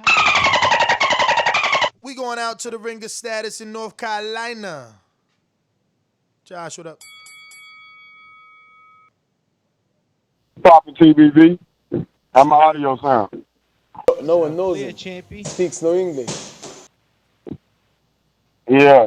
Nobody knows of Povetkin. Oh, yeah, I forgot to say shout out to Mara Rasha. Shout out to Alexander Povetkin. Making the heavyweight division great again. I don't have no sympathy, like Andy Ruiz, I won't have no sympathy either for a man that turned down a title fight with AJ just to go fight Oscar Rivas. Secondly, when people talking about AJ or Ortiz ducked AJ, I don't believe that AJ sent $7 million offer to Ortiz off of 5 weeks notice on a southpaw.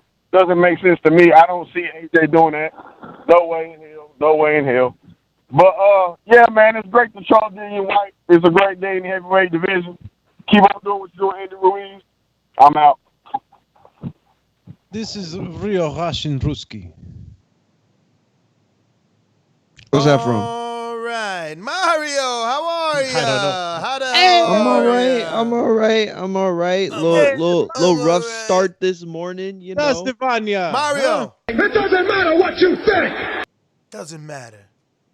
All right. Why are you feeling sick? What you had? Milk last night? How the freak did you know that? I woke up So I ended my fast at 8, right? And I got some stuff from the plug that is like, I gotta throw it away. I think I'm gonna get rid of it. It's like the munchy stuff. Woke up at 3 a.m. I had a bowl of cereal, and I've been feeling like crap ever since. Ever since. I took a sleeping pill. I never take sleeping pills. I took a sleeping pill just so I could stop feeling my stomach hurt. Knocked a couple of Ambiens out there. Bruh. Yo, I think Mario. It's my wife's fault because she bought the non-lactate milk. I think Mario just goes out partying on the weekends, bro. Like every I haven't had Monday. a beer. I realized that the other day. I haven't had a beer since COVID started. Mario, every Monday you hung over on Sunday. Like every Mario's real life super party animal. Yeah. Bro, I know, right? I'm like the guys from Saturday Night Live. What were they? The Night the Roxbury guys. Damn it. Okay. I just refreshed and we got 4 new subscribers. So we had 115,830. We need 170 more people to take us to the next level of 116,000. Can we get that today? Who's with me?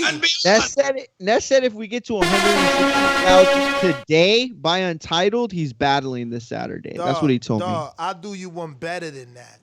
What you gonna do? Whoever is the 616,000th subscriber, do me sending you a shirt. Are they getting one of these round 11? Are you gonna make it to the 12? Are you a champ shirt? Do me getting the shirt, but you got to pay your own shipping. This is what's gonna happen. They're gonna wait till it gets down to like 10, and then people are gonna start making fake accounts until they get it. Hey man, I mean, look. Hey, listen, guys. The first set of shirts have been tagged, organized. It's done. And it's ready to go. Shout out to my boo. It's over. You know now I'm about to order. Shout out to Bart. Now I'm about to order. I'm about to turn Doomy's apartment into like TBV stock room. I'm about to send like 1,200 coffee cups, 1,500 TBV the koozies. People like the koozies. I used to send those out a lot. Bro, I want a lighter and a tray. Word. You know what I want? I'm gonna pay for it myself though. Unless like TBV can figure out how to do it, I'll give you all the bread. But this is what I want. I don't know if y'all see it every morning. I use this. Y'all can't see it. Yeah. It's a Yeti cup, but it's from my cans, right?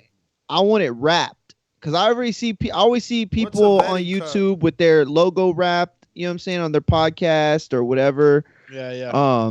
So see if we got a cup of coffee. I want to wrap. Yo, Jeff, don't ask for Sony to see me in Battle Bars. He don't want it, man. Cause bro, that's a pay-per-view. Yo, he will get bodied and slaughtered, and then if I do that, right? Yo, Trey Miller already saying, "Yo, Thumi, where my shirts?" Who's Trey? Yo. Who's Trey? You gotta remember, I gotta wait for the Nest to give me a list. I get it all organized. I need a list from Nest. Nobody getting this shirt. All right. Nobody is owed a shirt unless I really owe you one. So I gotta check who it is. But yeah, he got the list. I got the list. But these were supposed to be for Patreon. I was just gonna send it to whoever was like a long time patrons. Yo, memberships is coming out this week. It got crazy, so it got away from me. So now they're going to be spontaneouses, and we're going to go back to the other one. Remember, I don't got my shirt. I had it on yesterday, the Mike Tyson one, and we got other ones. So that's going to be this year's Patreon only, you know? But Doomy's in charge of all that. Anyway, moving on. CYP.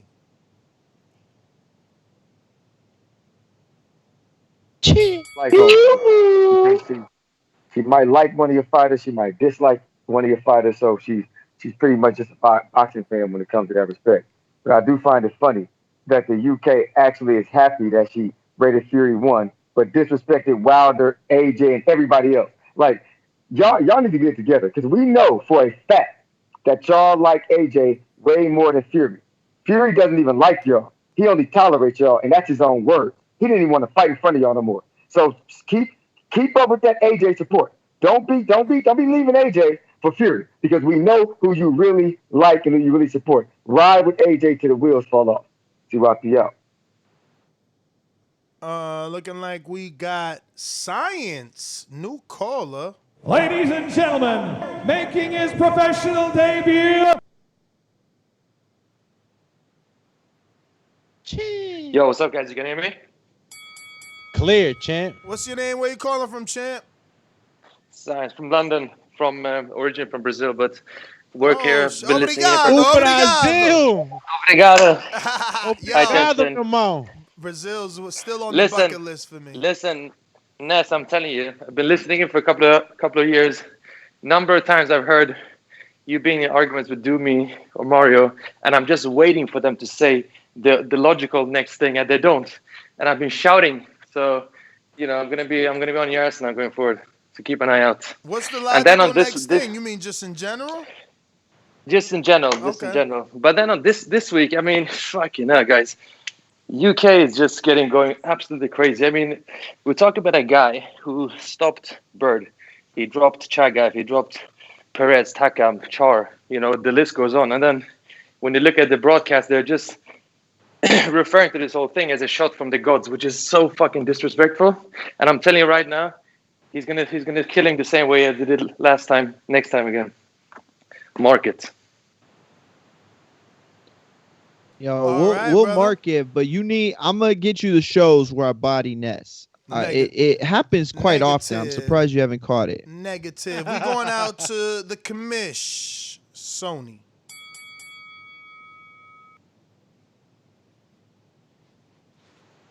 Just listening on the Sony tip.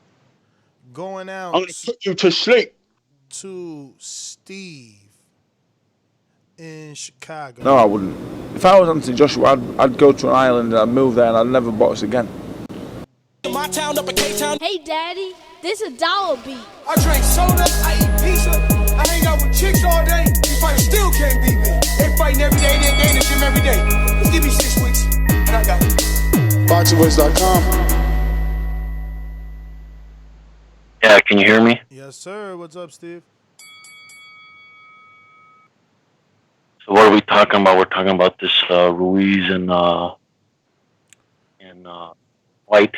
Well, Ruiz had this to say on his social media. He said, you talk a lot, you talk all this ish, disrespect your opponents at the weigh-ins, you post stupid memes, and now we got to feel sorry for you because you got knocked the fuck out?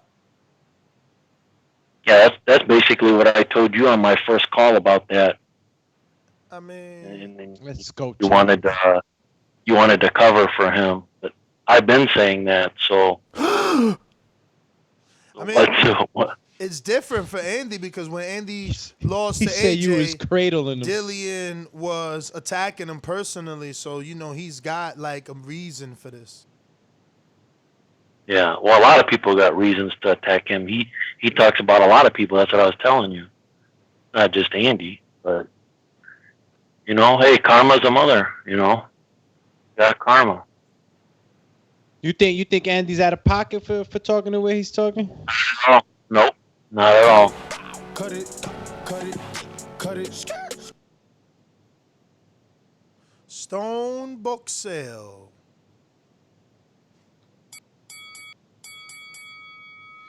Good morning. Buenos dias. What up? Oh, yeah, man. So, Ness, you're going to have to tell Andy Ruiz to give Dillian Whyte a break like he told us. Don't be doing shows with the title with Chubby Andy. Get that new picture of Andy. Put that picture of Andy sitting on the couch with Canelo looking like they hefes down there. Get that picture. Don't put that old picture up, man. Respect Andy. That's a new He can picture. go at Dillian Whyte because Dillian Whyte talked so much stuff about him. Even after he won, he called him fat. You know what I mean? So he can say whatever you want to say about him. And shout out to the coach. We got a good crop of guys and girls. When you do see O'Shea, it's like when you look at a Clarissa or a Shakur, you looking at it, you like, okay.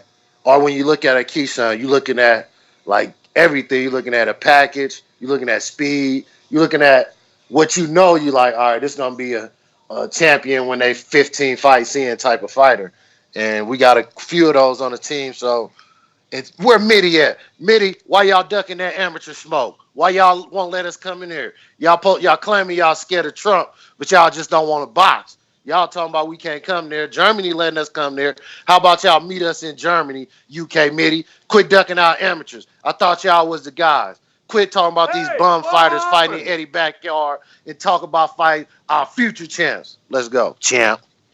You know, actually, it's funny he said that. Last night, I saw something about it was because there's a sanction from one of UK's like people or whatever, like their allies, and that's the trouble with the US, them not wanting to open up for each other. I don't know. That's it was something I read like that. Oh, like there's sanctions against the United States from UK? No. For the UK, the US sanctioned something. One of UK's allies. Yes. But it was the Epoch Times, and they are kind of crazy. I don't know, biased, I guess. All right. Well, TJ says Steve opinion just as valid as Andy. Fact. Just admit it. I mean, his opinion is just as valuable to this community as Andy's, but Andy's holds more weight because he had a personal attack from the person who we're discussing and who he's attacking back, right? He's retaliating. This is a retaliation, but we have J-Mac. Did we go to him once, or am I dreaming here? Nah, we didn't go to him. We went to him on the questions on the Patreon. Total disrespect. Kid has no class, no style at all. I'm a gorilla, I'm a dog. I'm a dog, I'm a gorilla. The smartest thing you can do is to stay away from terrorists. It can't be the boogeyman if I'm chasing him. You want to bet? You can bet 100,000 on that. Let's bet $1 million. Easy. Let's bet $1 million. Yo, I'm late. Just hopped on. Give my call to Stonebone. We're going to the UK.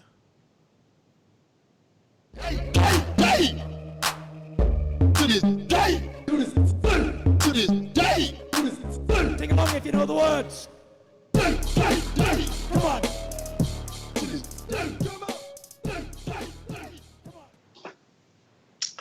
Yo, can you hear me?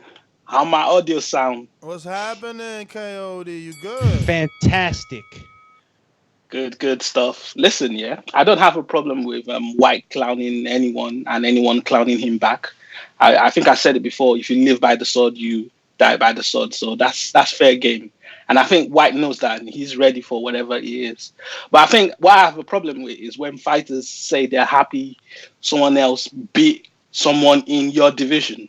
Like, why would you say you're happy someone else beat someone that you were supposed to fight or you had the opportunity to fight? Like, it's ridiculous. Like, what's going on with fighters this day? Are we fighters or what? What's going on?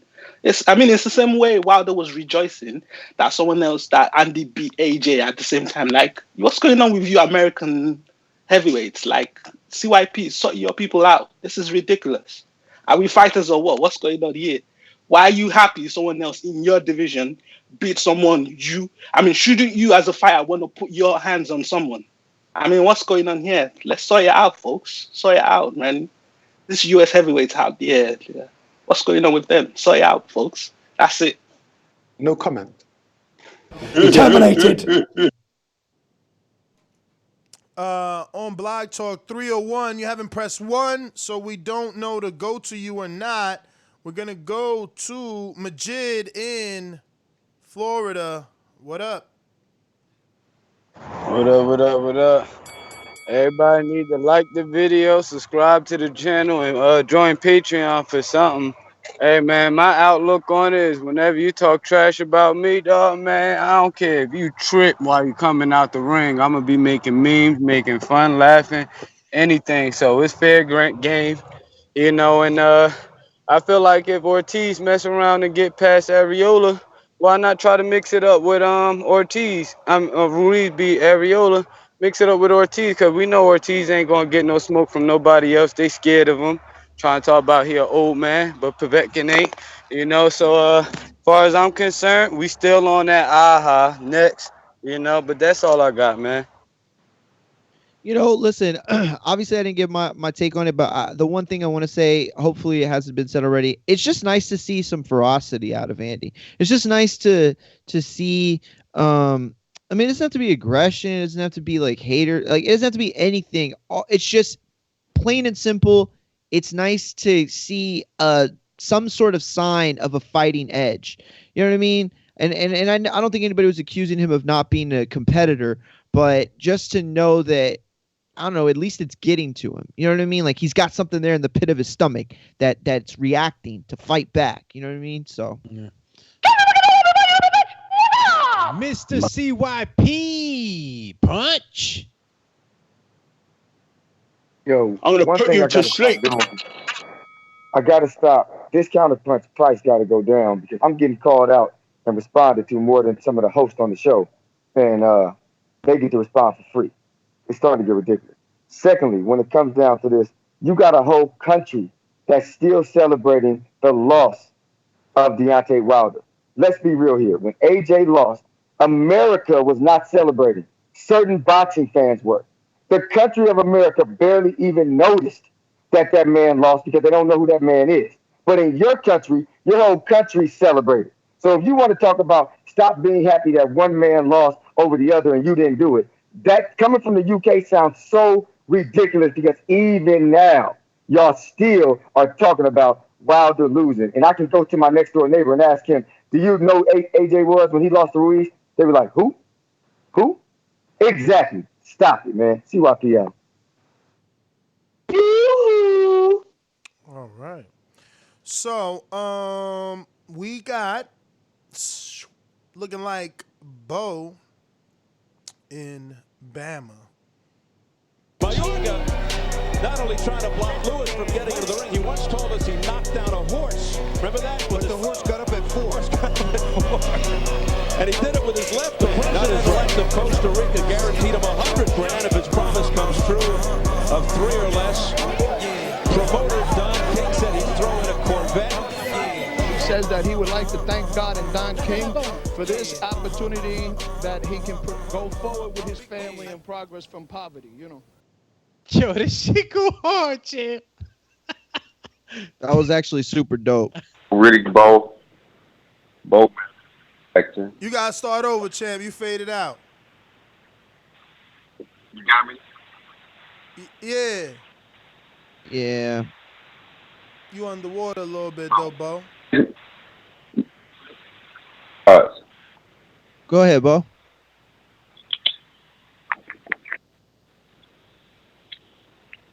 Bo, you there? Can you hear me now? Now we can. Yeah. You got me? Yeah, now Yeah, my bad. I had to change my AirPods. I had my old ones in. I had to order some new ones. I got some new AirPods now. But shout out Tybo, Riddick Bo, Bo Mack, and Bo Jackson. I would love to see Andy and Dillian Whyte mix it up. Dillian Whyte blocked me, you know what I'm saying? So I got a vendetta against him. He blocked me when he was ducking Luis Ortiz a few years ago. I asked him why he ducking. I looked at it again and say Page has not been found. So he's been blocked. He's been blocking the hate a long time before getting knocked out again. But this is YouTube, and we talking about boxing. So I'm gonna mention this and I'm gonna let it go. But I heard on a few different pages where and I heard it from the person I'm speaking of mouth as well. So it is true. But I heard H Money supposed to be boxing Gary Russell for $20,000. He's supposed to last 6 rounds. He get $20,000. It was 10 or 20. They were saying 2 different amounts, but he got to last 6 rounds with Russell. Man, that was the funniest shit I heard. It was legit, and dude, dead serious. That's the funniest stuff I heard in a long time, bro. Ain't no way. But anyways, I'm gonna leave that there. Shout out Don King. I'm dead serious when I say shout out Don King. I'm dead serious when I say shout out Roger Mayweather, man. Every historic fight you remember, man, Don King was a part of it, man. We need more promoters like him.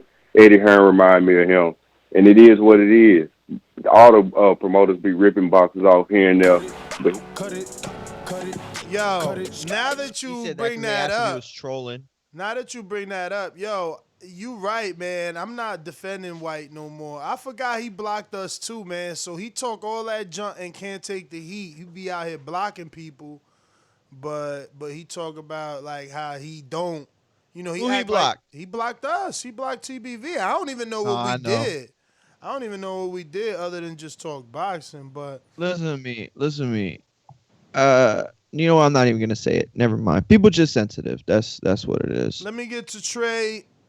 Wait, I think did Trey in the base say give it to Stonebone? Who was that? No, that's J Max says he's Stonebone. Stonebone. J Max Boomerang. What up? What up? Hey, listen. It's funny when, like CYP said, they threw a parade for Fury's beating Wilder. It wasn't in celebration of Fury's win. It was in celebration of Wilder's loss. And that's what's funny. They never listen. They always talked crap about Fury. When Fury beat, they were upset at Fury when he beat Klitschko. That's how the UK felt. They claimed Klitschko even though he was out of Germany, Ukraine, or wherever them guys was fighting from. They was dissing Fury, calling him all kinds of names. Watch the build up to that fight and see what Fury said about his own UK fans. And we'll see what you got to say about that. Look what you UK fans did to AJ when he went to a rally in support of Black lives being murdered in the streets by cops. Damn. Good point. And look at how they turned on AJ and called him a racist. And it's just, but now all of a sudden, something wrong with American fans or American fighter when somebody lose. If this guy Cut it. Sony trying you one last time. Trey in the Bay. Trey in the Bay. What up, y'all? What up? The Coyote is back. Remember when Wilder lost? He called in to troll you all day, every day. That boy brought a boomerang to troll you. Yeah. Now Dillian Whyte getting knocked out by an old ass man, and he like, what? Why y'all happy he lost? Why y'all do this to him? Huh? You right. He Shut used the to be fuck a up, boomerang. He used to be a boomerang back in them days. Shut the fuck up, Coyote. Oh, and man, we trolling Dillian, man. Fuck all that nice shit. He get to troll everybody else, talk reckless, and when he gets smashed, we ain't supposed to come at that fool. Come on, man. We ain't Mr. Nice Guy out here. It's troll season, baby. Dillian Whyte went night. That boy got killed by an old man. Hey, why y'all protecting him? Y'all better go check and see if that boy alive. Did y'all see how stiff he was? They had to roll that boy on his side so he wouldn't choke on his spit. That's my call. Get my boomerang to Stonebone. Stonebone. What up, man? It's hard. Hey, it's hard to follow King Troll Trey, but I told y'all, man, Dillian Whyte went night, and the streets told y'all the rumors out there. He got choked out in Debo backyard. He been running around talking all this stuff, and he got beat up by. Listen, I don't even want to call Povetkin. He turned back the clock.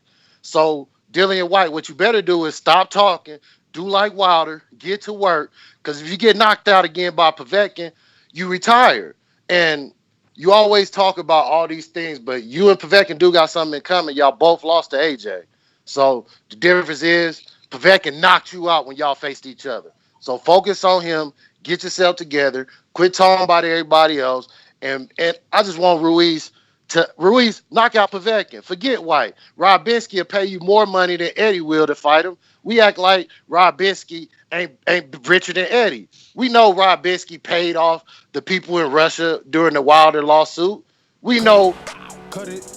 Yo, that's a good point. Honestly, I think he should go do what Wilder's doing. I guess we'll use that term, because I think ultimately it'd just be better, to come back and be what you didn't say, like not have to talk yourself up and put yourself in that position again. You know what I'm saying? So I think it would be beneficial. I think more fighters should do that, to be honest with you. Like that's what I'm doing with the Pick'em League. I'm just letting this month go because it was BS, right? And now I'm just going to slaughter everybody, but I'm not going to talk about it. Dollar D Beyonce Production. J Hardcore Boxing. You don't know shit about boxing. BoxingWiz.com.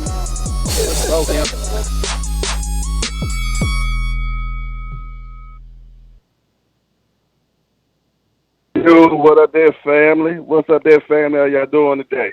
All good. What is going on? J Hardcore in DC. What up? Morning. Keeping it real easy, man. That's all. It's a Monday morning, just trying to keep things real simple and light. But I'm gonna tell you what, man. I was so happy when I seen Dillian get knocked out. I knew that Povetkin was gonna win. I didn't think he was gonna knock him out. I just don't feel though that Dillian is dedicated to the game anymore, man. His last few outings actually show it how he come out looking and everything. And he might have lost some weight this time, but I mean, he was in fat camp majority of the whole time. So, when you're in fat camp, you really ain't really getting a lot of sharpening up the skills, man. You're just trying to lose weight, man. So I don't need to be honest, man. All these young boys coming up, I think they eat Dylan up. Definitely Triple D. That's my dude right there, man. That Dubois guy. Hey, I think he's gonna be that guy, to be honest. But that's pretty much it, fellas. It's always a pleasure. As I always say, don't be doing no shoplifting up in here. It's always a pleasure. Y'all keep on grinding, doing y'all thing, man. It's Jay Hardcore. I'm out of here. All right. Good hearing from you, Jay. Listen, TJ got a super chat. Says also both of them cheaters, PED users. Who's he talking? Both of them, White and Povetkin. Oh, Povetkin. Yeah. 301 Mario, you got that? What's going on? Sleepy time. I got you. You got me. I came in late, so I forgot to open Blog Talk. So how was y'all's night? Call you Blog Talk face. Well, stalling. Speaking of stomach. It's contagious, bruh. Bro, I just gave you the. Call me this. He don't even got the page pulled up. Oh, bro, I'm right here. It's a new caller. Call him no page. New caller. It's a new caller. New caller. I'm double Call him. checking. I slip on a banana every morning. Looking like Maryland 301. Who's this? 301. Hello? First time caller. Ladies and gentlemen, making his professional debut. Hey, how you doing? How are you, brother? First time caller. Hello? What's your name? Where you calling from? This is Hawk calling from Upper Marlboro, Maryland. All right, champ. Good morning, man. Talk to us. Oh, okay. I can barely hear y'all. Oh man, been listening to your show for a long time, and just love the content. Just love how you keep going, bro. But as far as the boxing go, I know y'all not on that subject, but I think Kell Brook would give Terrence Crawford a good fight. Yeah, that seems to be the word now. That seems to be what everybody's hoping for now. Yeah, I really think so. I think he would put up a guy. I'm thinking Terrence Crawford would win, but I'm just saying as far as effort being given, he would definitely put it out there if they had that fight over there with Kell Brook is though. Oh, you mean I don't think they would come over here. Yeah, they had it in the UK. At what weight it happens?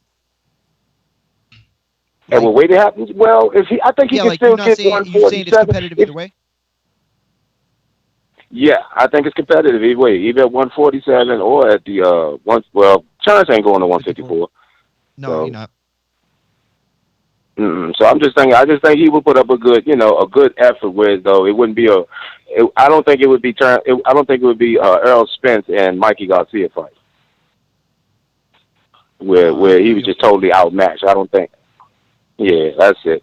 But love the show. Been watching it. Been trying to call in for a long time, and because I absolutely love Ness. That dude is off the. Hey, I love Ness. The reason he on the show is the reason I just can't stop listening to the show. Plus, I'm born May 31st too. Oh shit! Gemini season. Yep. Takeover, man. Yeah. The Gemini. Yeah. But y'all, man, love you. Real quick, what was that first name again? Oh, my name is Arthur Hawkins. It's under there, but I couldn't put the my real nickname is Hawk. Everybody just calls me Hawk from Hawkins, but.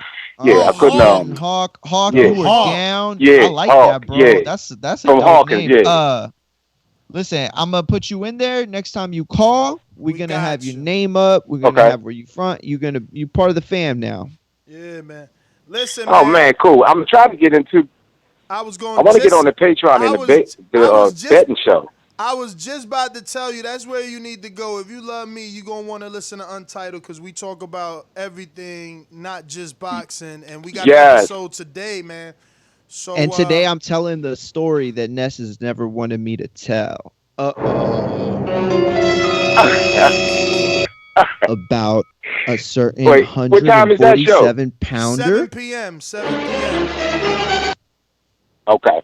7 p.m. tonight. It'll be All live. right, That shared the ring with my Donna. It's oh my on God. Patreon only. You probably gonna want to get ahead. Let me get in mute you, but you probably gonna want to go ahead and sign up sooner than 7 p.m. just so you could get familiar with it. Download the app, so that you could be there live with us. Cause obviously anything new is gonna be some sort of learning curve, but it is the most popular Patreon show. And remember, by joining us on Patreon, you get access to I think we should have over 2,000 posts now, but let me double check if I could just find this. You should be able to get access to at least 1,902, 1,900, at least 1,900 plus, right? But if I can find, yes, now we're at 2,005, unlockable exclusive posts. And if you join us on that $15 level, let me screen share this, all right? Obviously, knowledge is power. So if you join us on that $15 level, you receive that MP3 to every single episode that we do, every show, whether it's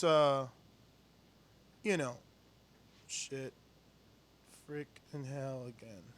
All right, are we there? No, we're not. We're back. Call you never there. All right. We're at 300 patrons, so that's a plus. All right. Let me see why I'm not centered. I want to be centered. All right, that's not centered, but we'll take it. You can see what you need to see, and so you can buy us a cup of coffee, and with that, you can be in the Fantasy Pick'em League. Plus, you get to ask certain guests on our show a question. Also, you have access to all the polls, and you get some level of throne access, which is another live fight chat kind of thing that we do and people are loving. Also, if you join us on the $5 level per month, remember that's per month. What does that work out per year? It's like $40 per year, something crazy, not a lot. The point is, I think 60. But you get the Fantasy Pick'em League on the $5 tier. So you get everything in the 3, plus you get to listen to Untitled and Film Study Tuesday. Now, Untitled, again, I've already told the dudes, like, I think that's something that needs to be on a $15 level because it's so much personal information. We give access to ourselves and allow everybody to access whatever questions. Pretty much nothing's off topic and limits. And we go off topic. Like, we don't just talk boxing, we actually talk a lot of things. But, so on that $5 level, you get those 2 extra shows, which will be ad-less, right? But no ads at all. You get that MP3, you can download if you got to get on your train, your plane, your car drive. You don't want to use data. Take that free MP3 with no ads. And that's on the $5 level. Plus, you get to ask some of our guests a question and be part of all the polls and posts and conversations, as well as throne access. But on the $15 level, which is one of the best levels considering bang for your buck, you get access to overtime. You get access to the Friday Beating the Odds with TBV, which we did do Saturday, but it's always going to be one, either Friday or Saturday because it all depends on the lines, right? Sometimes we need to wait for certain lines to open up. That being said, you get the Beating the Odds with TBV on Friday. You get Untitled and Film Study Tuesday, just like the $5 level. But every single show we do on YouTube and on Patreon, the $15 member gets access to that ad-free MP3, which is it's gold. It's gold. If you listen to this show anywhere other than Patreon, you know it's a little bit difficult with the amount of ads, but we gotta eat. You also get access to that weekly betting show, like I said, on Fridays. So then you get access to everything else. At that $15 level, you are always able to ask every single guest a question. You're not limited to any guest. So if Wilder's there, you get him. Canelo is there, you get him. If you're at $5, you're not gonna get to ask Canelo. I can't have somebody at $5 who's gonna sign up because it's $5 and say, hey, why'd you take clenbuterol? Like, I can't do that. Look, Plus, the we're not logic gonna is answer this. those. If you are committed to a certain tier, it means that, I think that you are a listener of the show, you're a person who believes in the show, you appreciate the show. So those questions for someone like that, like they'll just be on a certain level, or we could at least, it's not about like trying to upsell, it's about like the trust that we have in a certain tier group. You know what I'm saying? Yes, sir. Real quick from our good friend Jay Hardcore, who is also the owner of the Wireless Bud Shop and the Earbuds. Remember, he sent me a pair. He says, smash that like button with the fist emoji. Hashtag no shoplifting. And obviously, he is not by sending that super chat. Love, which we appreciate. Want to thank you. I want to thank everyone that tuned in. Catch us on the next one. Make sure you subscribe to the YouTube channel because you just never know when we're going to go live. Coach Myers, I feel like I got to keep reminding you, at least for this month. Let's go, champ. You feel me? That you haven't pressed one, but I know you're working. I just want to always, King Amin, just jumping on. What up, champ? Just like the king is what I mean. The king is what I mean. TBV, what's good, fellas, man? What up? Buenos dias. Real quick, man. Andy Ruiz, that's how I know it's a generational thing, man, because I guess all these, what I consider to be young guys, are doing this. You going online, you clowning, this one got knocked out, that one got knocked out. It's like back in the day, we used to say you can't call a girl a hoe unless you pop them. You know what I'm saying? So you can't be calling somebody soft. You can't be saying what you're going to do until you knock them out. So stay off the keyboard. Stay off of Fashion Nova. Come work out with me. Come work out with Keem down in Florida. Go work out with Glenn Johnson. Come to Border Wars. But do everything except doing your Meek Mill Twitter fingers impression. I'm out. All right. Majimbe, what up? New Jersey. What's good? What up? Don't got much to say, bro. I just want to reiterate what you're saying about Patreon. It's the only bill that I smile at when I get it because I enjoy the content so much. I don't mind paying. It's the best thing on the internet. It really is. And I enjoy the show. So if y'all do as well, please make sure you guys support. We need to get this show as big as possible so we can enjoy bigger guests than what we're currently getting. So great job, guys. Continue doing the great work. All right. Thank you for calling in and obviously for giving your experience on Patreon. And I'm going to go out to our newest Boomerang and newest Patreon, Coach Myers in Connecticut. Coach Myers, before I even ring the bell, even though I did, my bad. Give me that scoop on Popeye.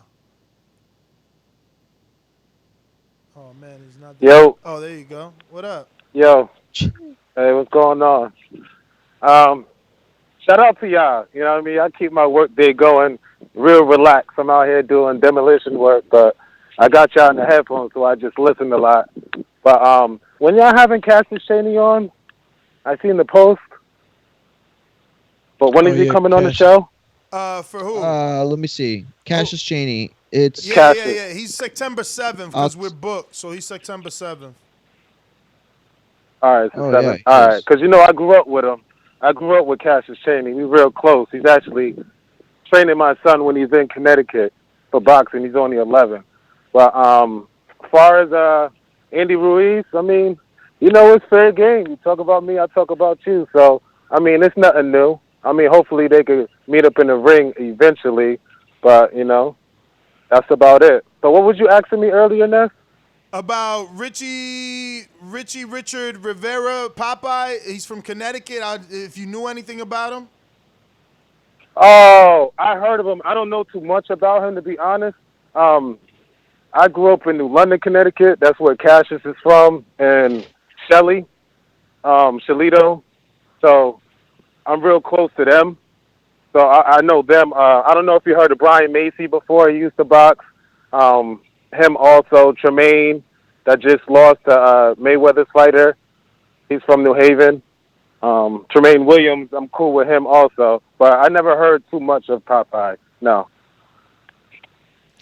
All right, all right. Well, Did you thank tell us who the opponent was? For who? For him? For Popeye, the Yeah, sailor man? Dion No, Nicholson, I told you. Oh, wow. It should be Dion from Alabama. Coach Myers, remember to press 1 to get out the queue. And if you want to come back, you to press 1 more time, or at least send us a message, free message on YouTube or Patreon. I also want to highlight Ken's message, who is from Haiti. And he says that he's a $3 a month Patreon. Remember, on a $3 a month tier, you get access to the Fantasy Pick'em League, where you could be an amateur or a pro and get your bragging rights like real Naja Chick, or should I say Queen Naja Chick. And, you get to ask certain fighters that we have on the show a question. You guarantee prospects for sure.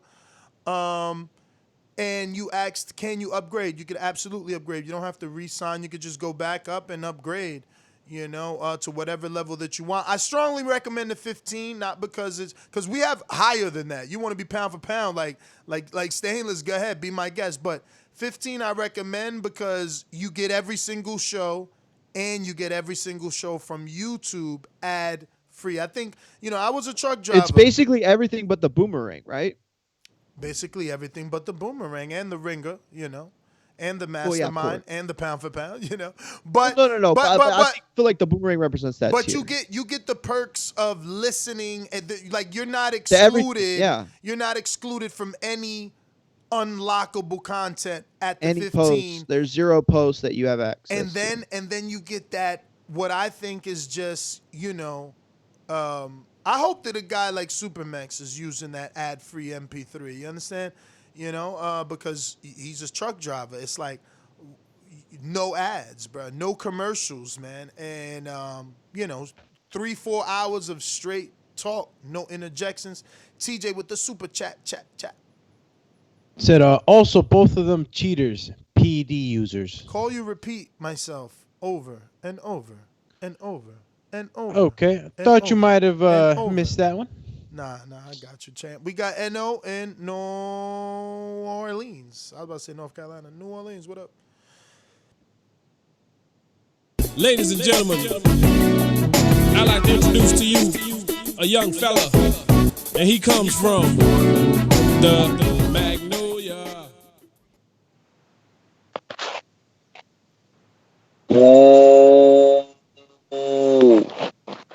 I'm my audio sound, you heard me? You good? You sound good.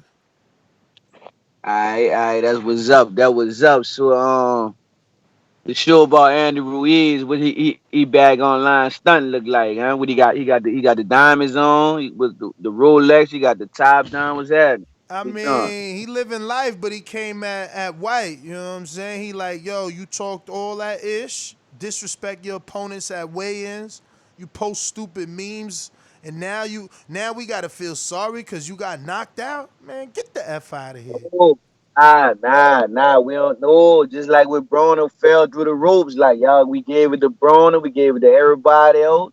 You know what I'm saying? No, you get it the same way. Like why are we taking the mustard off the sandwich, man? Nah, we ain't doing that. We putting extra mayonnaise, extra pickles, yeah, the whole 9. You dig? Everybody else get it. Why he getting a pad? Why we putting out the tissue papers and all that? You know what I'm saying? See, dog, like mid of them leading that charge, like dude got 100 and some losses. Nah, man, dude, he was paid to lose. Like, you hear me?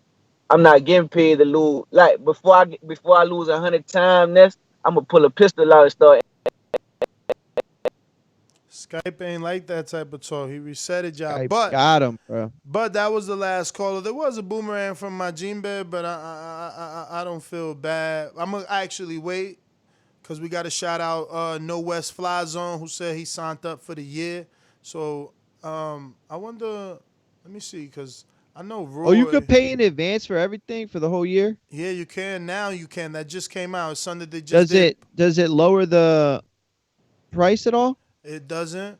It doesn't. So it's just an upfront? It's just an upfront to get it Yeah, out your way. I would like to do that because Roy did that. Roy did that. So I guess I Roy would is do No it West too Fly because Zone? I don't know. it's smarter because like a lot of times, like I had to delete my other account, my original account, because for whatever reason, it wouldn't charge me. Like the month came up, I came on the show, went to Patreon to get ready and pre-pro, nothing, and I was like, "What the hell? What's going on?" It kept saying like, you have, subscribe.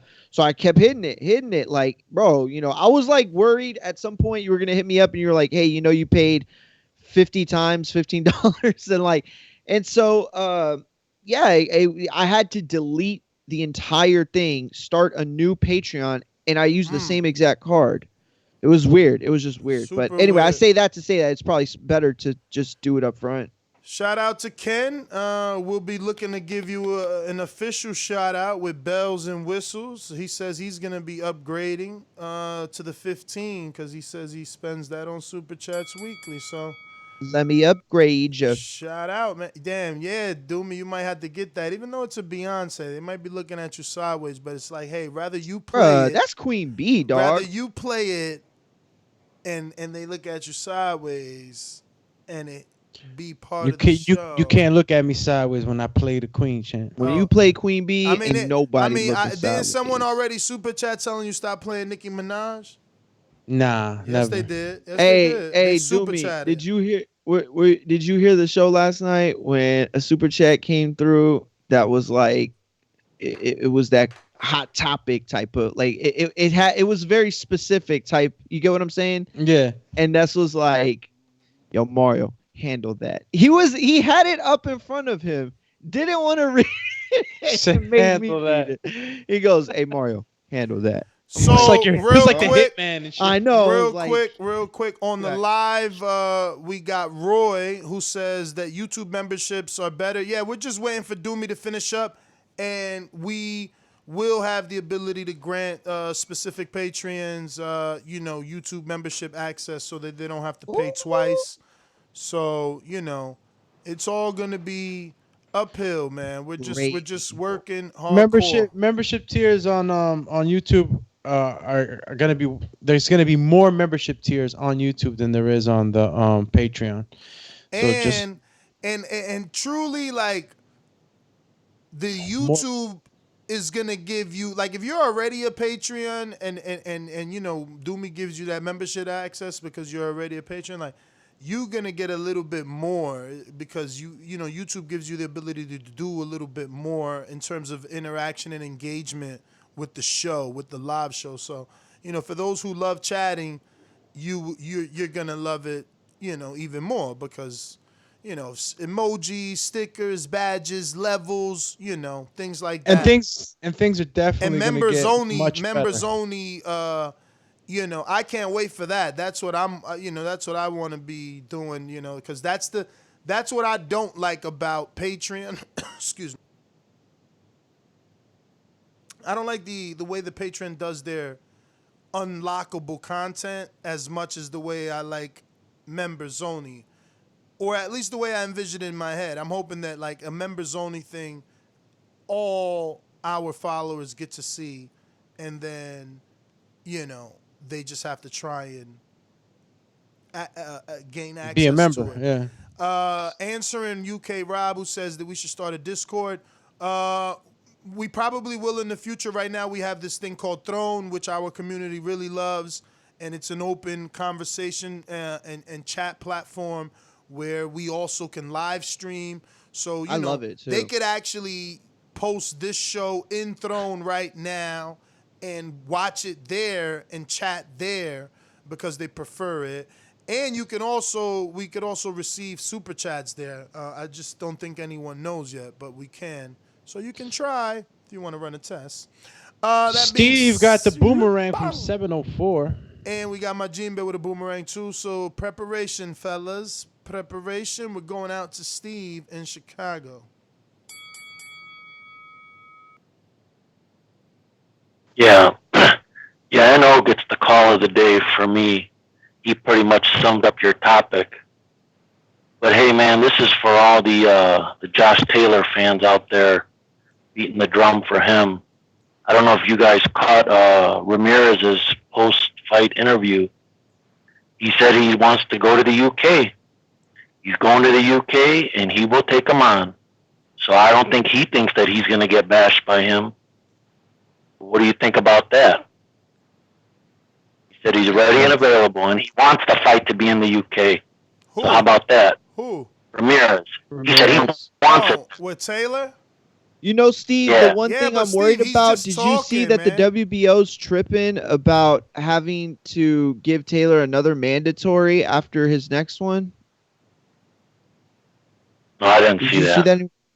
Yeah, I glanced at it. I didn't get a chance to read the But he just article. talking anyway. He can't say he going to the UK. It's up to Bob and doesn't make sense. Bob ain't just going. No, but he's saying he's ready and available anytime. He's ready and If it's available. a sticking point in the negotiations, Nest, then it might, it might be something that it's like, okay, well, So he's that agreeing doesn't anyway. sound to me like a guy. That doesn't sound to me like a guy that's worried about him. I mean, listen, man. We've said that over and over, bro. You don't gotta be scared to get your ass whooped. You could be the most confident dude and get your ass whooped. And boxing has taught you that and showed you that over and over, especially this year. Boomerang, my Jinbe, what up?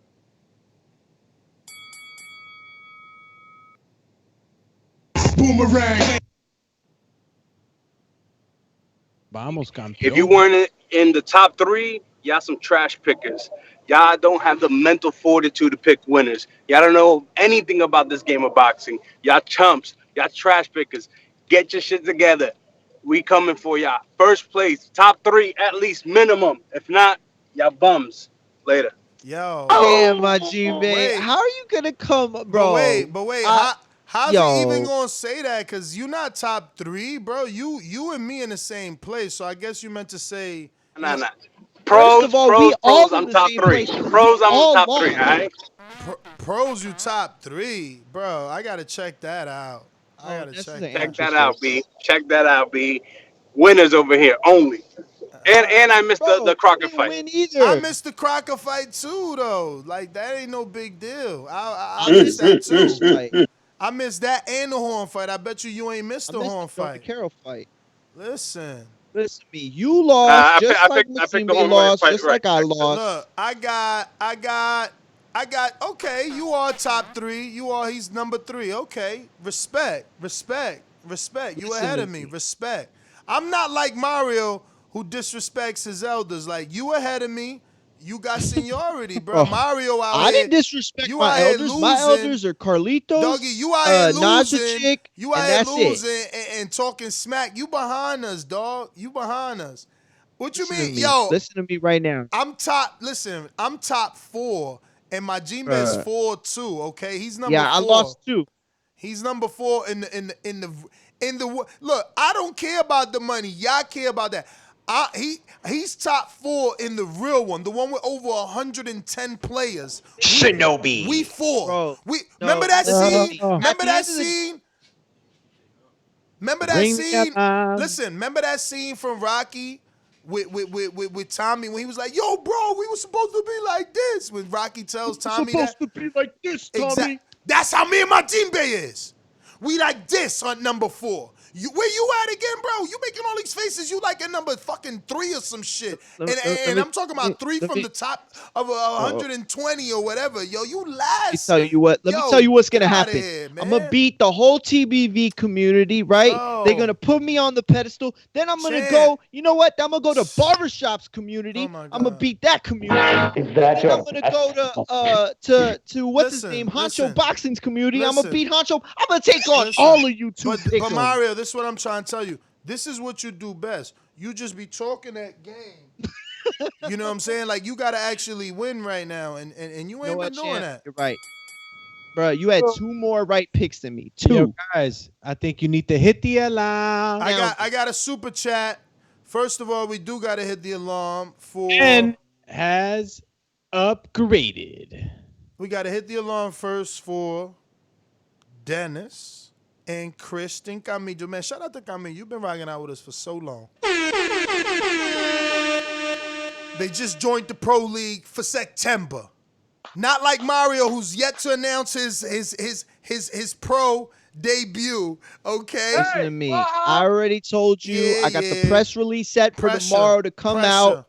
Okay. My manager said that it's best after the loss to go dark for the weekend, then come out and make a big thing of it. Actually, you know what? I should put out press releases for Carlitos and Real Naja Chick. That would be something to do. I could do that today. Yo, real quick, super chat from the Cash App, saving us that 30% that YouTube likes to bang us in the head for. Anthony M. Von Lewis says, tell them about the Pro League, champ.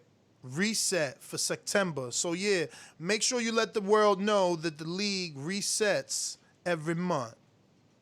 And the first fight's on Wednesday. The first fight's on Wednesday, so you got to make sure that you're, paid up by Wednesday morning at the very latest, because the fights are on Wednesday afternoon, and that's the first week. So every week you put the 5. Like, I'm gonna just throw in 20 tomorrow. It's not a big deal. Pay for the week. For the month. But if you want to do the $5 every week, you got to make sure you get it in before the first fight of the week. Otherwise, your picks won't count for the Pro League. Big Supermax on the Super Chat says, Nelly said 2 is not a winner and 3 nobody remembers. What was that? Must be on that. You want to ride with me? Having a rosary. Why must I feel this bad? Hey, it gotta be the money. Yo, Nelly's like one of the only dudes from the South that really crossed all the way over, bro. Like, he truly had me singing shit in the car for years. Shout out to Nelly. Who else? CYP Counterpunch. And there you go. All right, we got to stop screen sharing first. Bam. Then we got to go hit. Bam. Now we're going to go to CYP. Give my time right. For one, I want to give a shout out to myself because I still hold the record for 24 hours, 1.8 views on my boxing bars. And I just checked, it's over 3,000, which means it's damn near double the second. So, I'm still pay-per-view regardless. Just had to throw that side in. And last time I checked, it's a lot of people still talking about Cash Weezy beating me in the boxing bars. It had nothing to do with y'all. Why y'all on my head?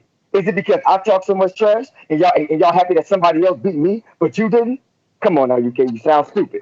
Secondly, when it comes to this pick'em, it should be the person with the best winning percentage, not the person who picks the most wins. In every single league, every other league, it's the winning percentage that's number one, not the dude who has the most. Yo, when I do fantasy when I do pick'ems on NFL, it's just a straight, who gets the most. Right. Listen, he's just like that. He can't join nothing that we do without changing the rules. Bro, listen, Border Wars, he wanted to change the rules. Boxing balls, he got to change the judges. Now this, he changing it too. Shout out to CYP. Yo, Silverback, when you call in, we got to start adding. Okay. Because Silverback be like, yo, all hell Silverback, all hell ECP. You got to throw in CYP in there, man. My man is legend, bro. Yo, you know what I was thinking? We should reach out to 2, maybe 3 other channels, right? Barbershop, a couple other dudes that we're friendly with.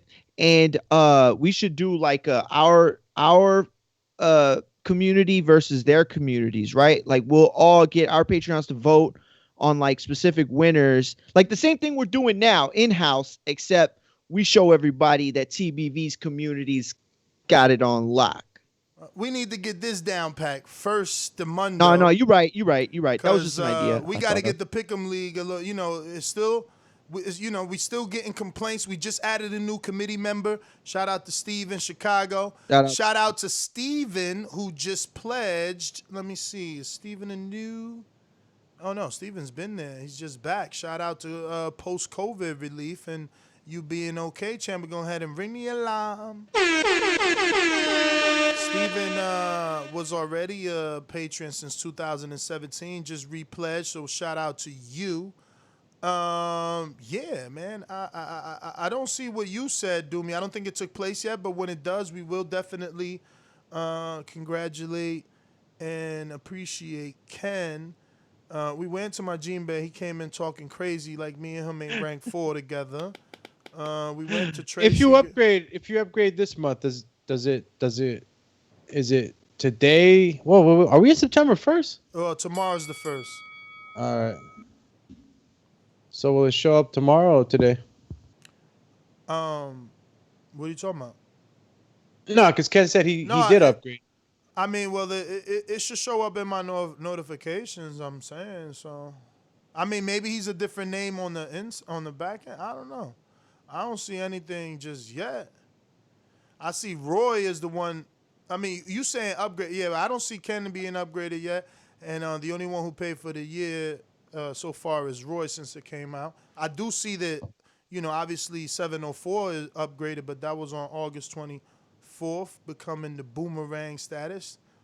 But yeah, we out. That's it. We done. Everything we got to everybody. Let me double check the cash app. Make sure we ain't leave TJ behind. He feels like we be trying to play him.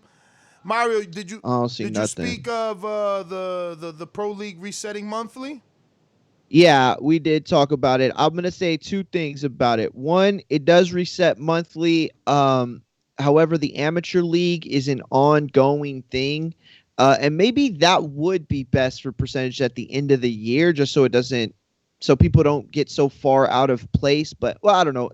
Actually, that might not even work. But anyway, but the Pro League, which you make a donation fee, and then you can be eligible to win a prize of the equal equivalency.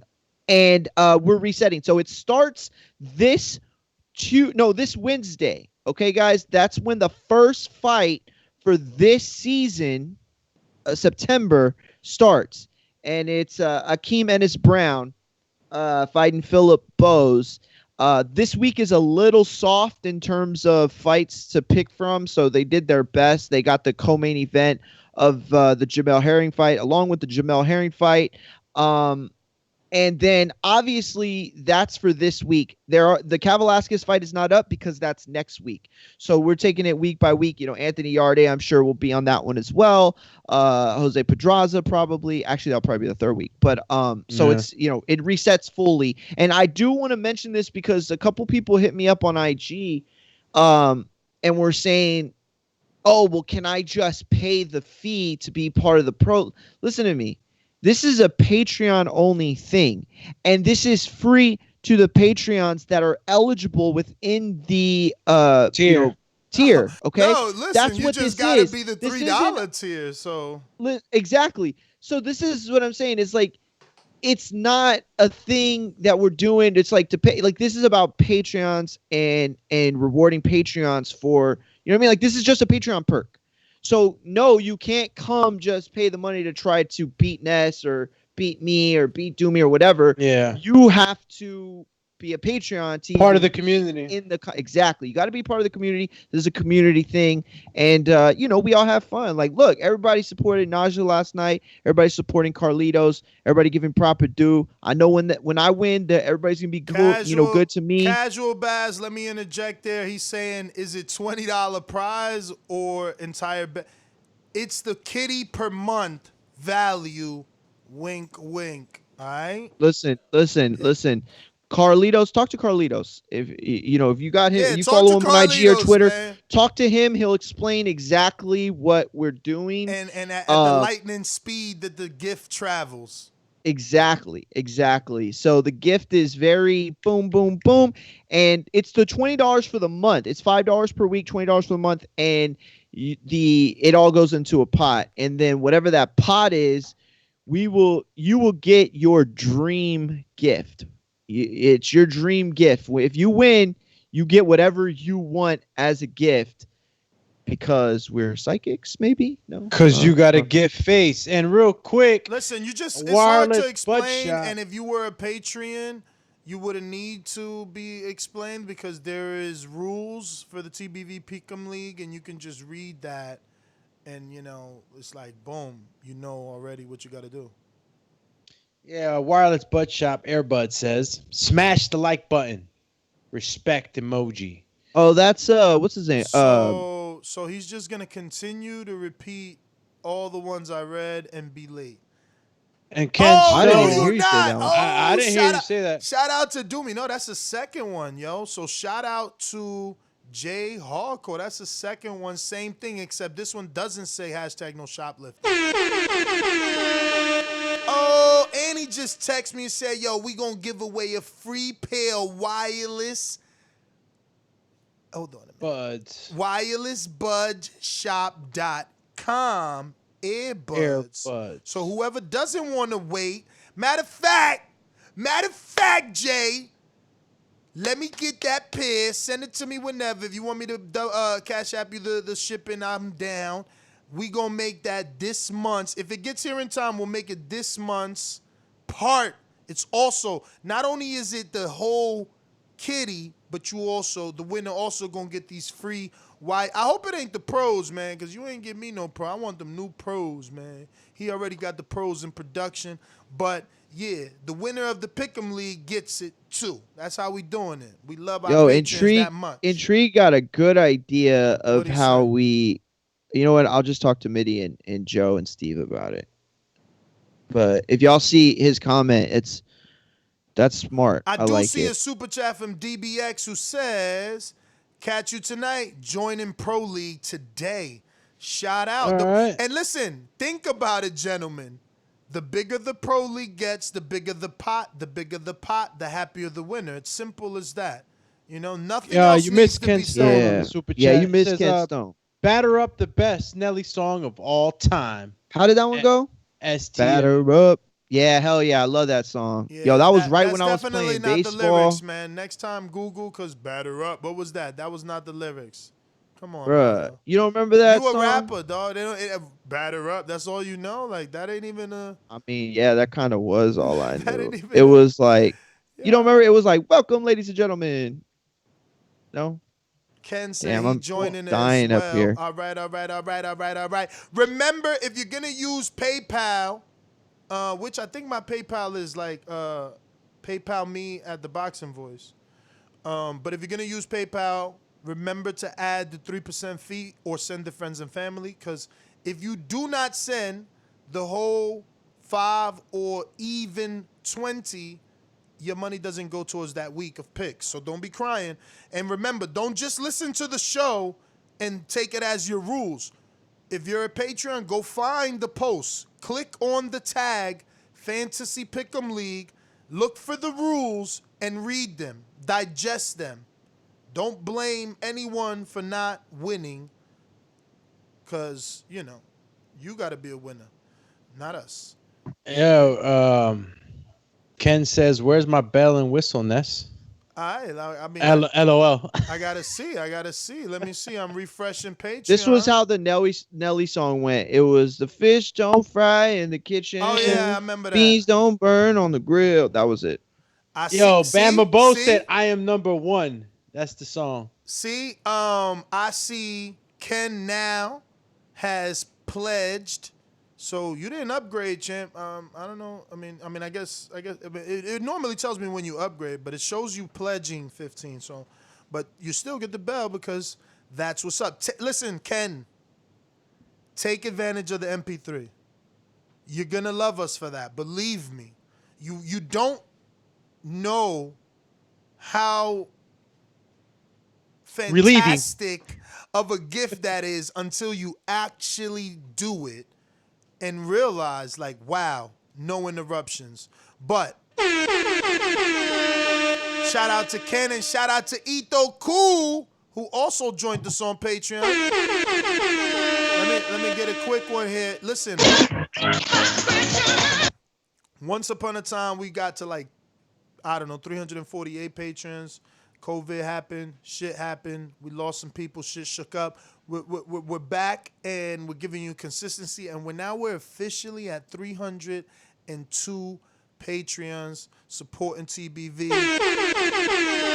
And remember to take advantage of the 2,500 unlockable pieces of content. Like, you want to see me spar, it's there. You want to see Doomy spar pros like Paul Wylak and Glenn Tapia, it's there. You want to see former co-hosts fight in Border Wars, it's there. You want to see them spar, it's also there. You want to see listeners that you've been listening to for years hitting the bag, getting in the ring, it's also there. You know, exclusive interviews that never have been on Patreon, it's there. You know, exclusive Wilder stuff, it's there. You know, so, you know, go through that 2,000 posts, man. Listen, even if you only sign up for 1 month, you got 30 days to try and get through all 2,000 posts. And you know, that has nothing to do with whatever we're going to be posting while you're digesting those 2,000. So there's definitely a lot of content for you to enjoy, hours and hours. JT, give me a flash. You jumping on late there. King Born, let me know. I see you late as well. Are y'all up to date? If not, we are done. We was just kind of bringing people up to speed with certain things in the league. Looking like Born is ready. So we're going out to our truck driver somewhere on the road. When you see old dirty bastard fall in a position like that, then you know that I'm getting ready to bust your.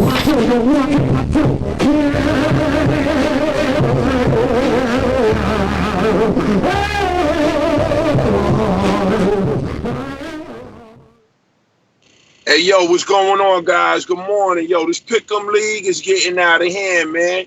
Yo, what's up with the dudes, man? They don't bet no $5. What they winning, man? You ain't giving us no shirts or nothing, man. Yo. You need to come off them shirts, all that merchandise, dog. You need to come off that. Yo, forget that amateurs $5, is man. amateurs. Amateurs is amateurs. You want to be a pro, that you got to make that sacrifice. Nah. I'm not doing the $5. I'm gonna tell you why. Because if I lose, I'm gonna be heated. You heard? But like, yo, you need to give Naja a shirt, a pass, a belt, something, man. Come off that merchandise, She got brother. a badge. Her badge is bragging rights. That was the rules. Nah, man. Amateurs bragging rights. Nah, but it's the end of the year prize though. Yeah, She's not for the month, but the amateur league's for the year. Amateur league gets an award, a real award. Yeah, they get an award. What's it called? It's a real award. The way the Info But Joe and what's it called, JP. though? Bro, they get a plaque. Yo, back caller sabotager. Won't you talk to JP from Long Beach? Talk to Info Joe, the OG. You know, talk to Stainless the God. Talk to King. I mean, those dudes have actually won and have physical awards in their house. You need to chill. It's like I said, check the rules, yo. Y'all just be talking because y'all got that hole in y'all face. Chill, Chizzy. Get it right. Yo, we out, though. That's GT on Instagram. Twitter. Catch you on the next one. Peace. I'm Marmogi on Twitter. I'm Marmogi.